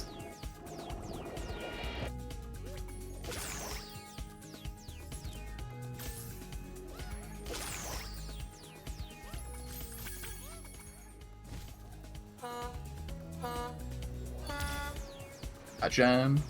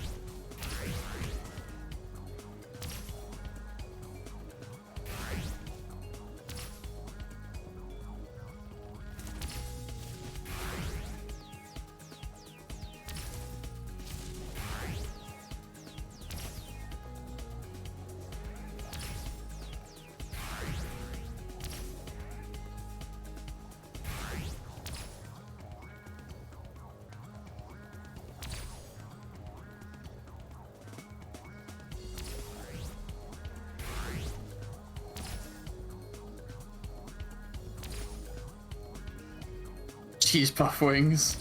Oh, that makes me hungry actually.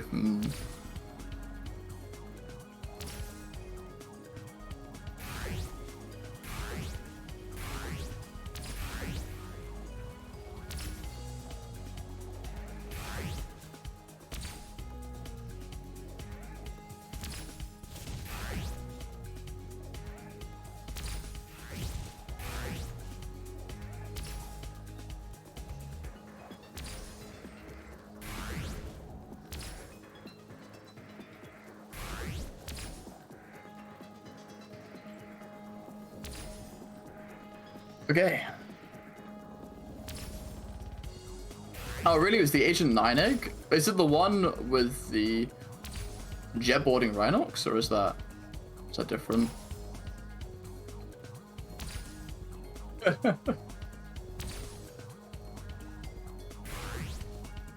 I miss a ring, I cry. If I miss a ring, I turn into that emote.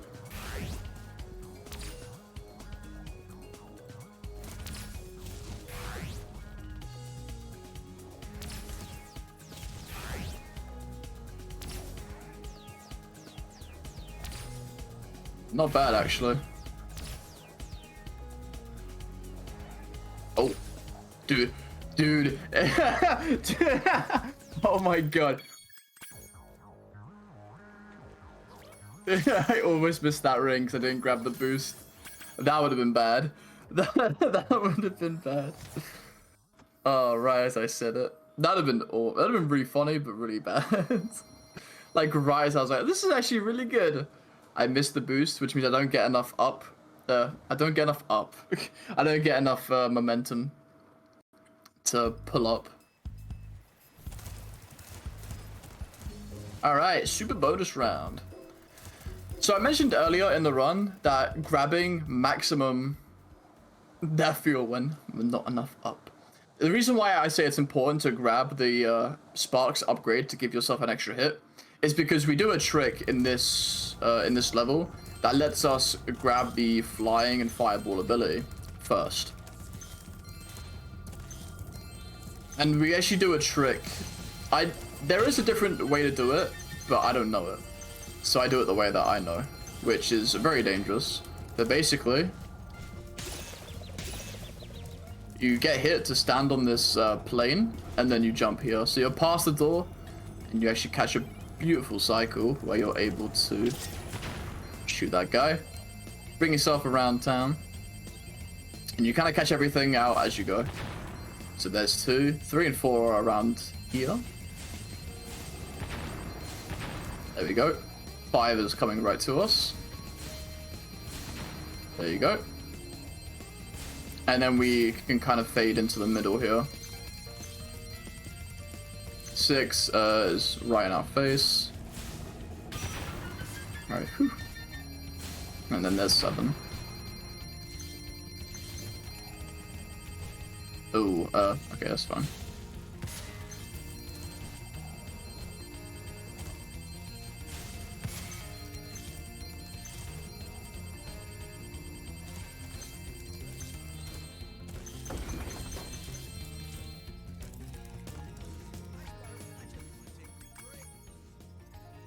There we go.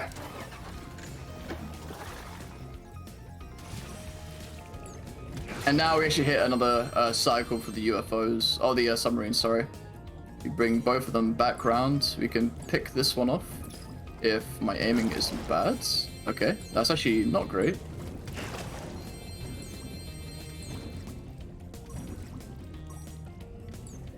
This is not good, I will say.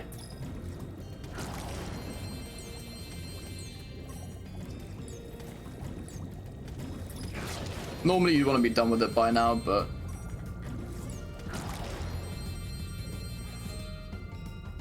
Where'd you go? Oh. Okay, not the best. Not the best. I missed 2 subs, which makes it very difficult. Making racks right now. My favorite part is hearing the sound of the gems being collected. That's definitely my favorite part. Just sounds so satisfying, man. I've had it where these Yetis have like bumped into me and knocked me off my board, which can be very annoying. Ooh, okay. So this skateboarding section is split up into 3 directions that you can go. Oh my god. Where's it gonna put me? Okay, I mean, this is fine.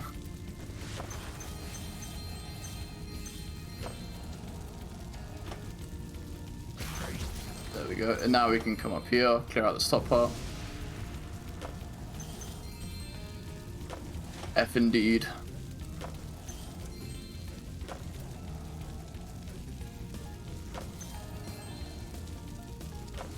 The crucial part is not missing gems. That's the important thing. The race itself ain't too hard, but if you miss a gem, you have to go all the way back through the course. And if it's a gem, like right here at the end, it's heartbreaking. But we're good. Now we just grab the gems on this bottom part here, and then we're home free. We can go beat up Sorceress, and that should be the run.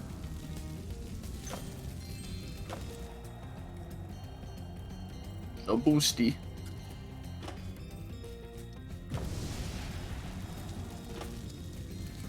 I need the juice. I gotta go.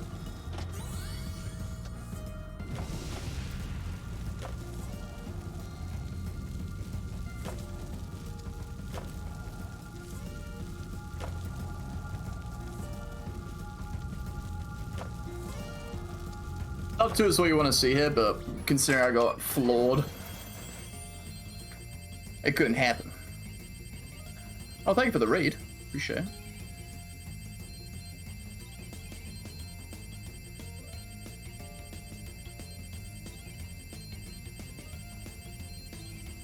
Oh, okay.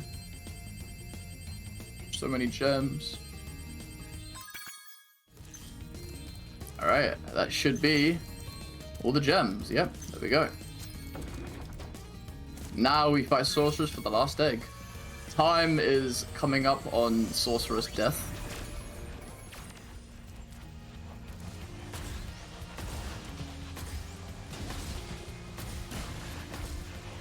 Oh, come on.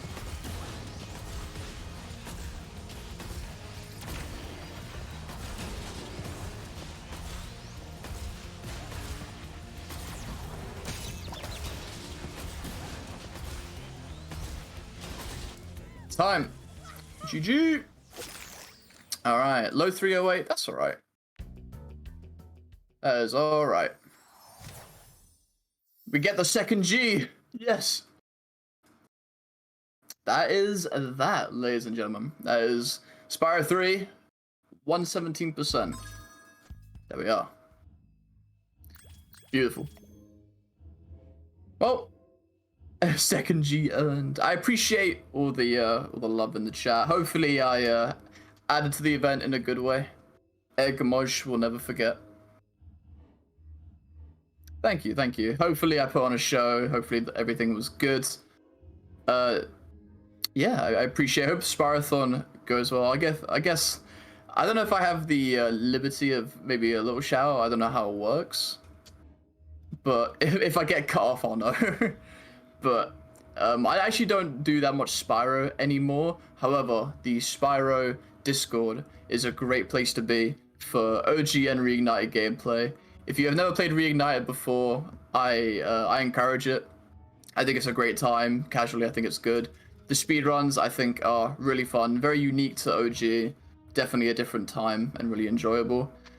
If you want to see more events like Spyrothon, I myself run an event called Splash HD, which pitches Spyro Reignited Trilogy runners and Crash Insane Trilogy runners into different categories, into different races. And recently we've been doing a new concept with the game shows, which is all about game knowledge, which might be up your guys' alley. If not, that's okay.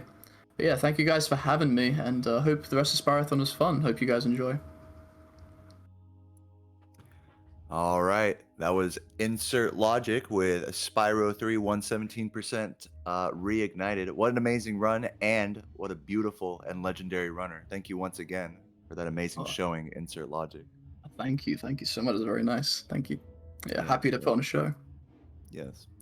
Well, guys, you are watching Spyrothon 7. This is the 7th consecutive annual marathon where we show off all sorts of Spyro runs from the various games, not just the original trilogy, but everything in between, including Reignited and the handhelds. And I think there's a couple of other kind of offshoot games in there, but this is a really big showcase. 2-day long, 24-hour marathon, both days of amazing Spyro action. So if you guys love Spyro, And if any of these games remind you of your childhood in any way, please drop a follow. Feel free to leave a sub. It all goes towards putting this event on in the future. And I love you guys. In case you're wondering who I am, I'm Deo Man. I just got out of bed like 20 minutes ago to celebrate an amazing 117% run with you guys. Once again, GG's to InsertLogic. Coming up next, yes, no problem. Coming up next, we have Spyro. Hold on, sorry. Let me look at the schedule. Spyro 3, Spyro Year of the Dragon 100 Egg. This is going to be by Dan Davidson with commentary from Charity Royale and Yoga. So hype up for some OG Spyro 3 coming up to give you a nice fresh taste of Spyro 3 in your mouth after the reignited. You'll love to see it. And stick around while the runners get ready here. We're going to switch over in just a sec, but for now, we're going to cat jam to some music. I'll catch you guys in a minute.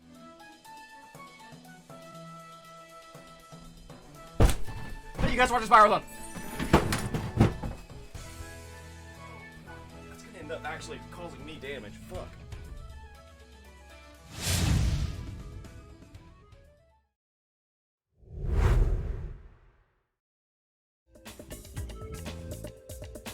Alright, thank you guys. I'll be popping out. Good luck with the rest of it.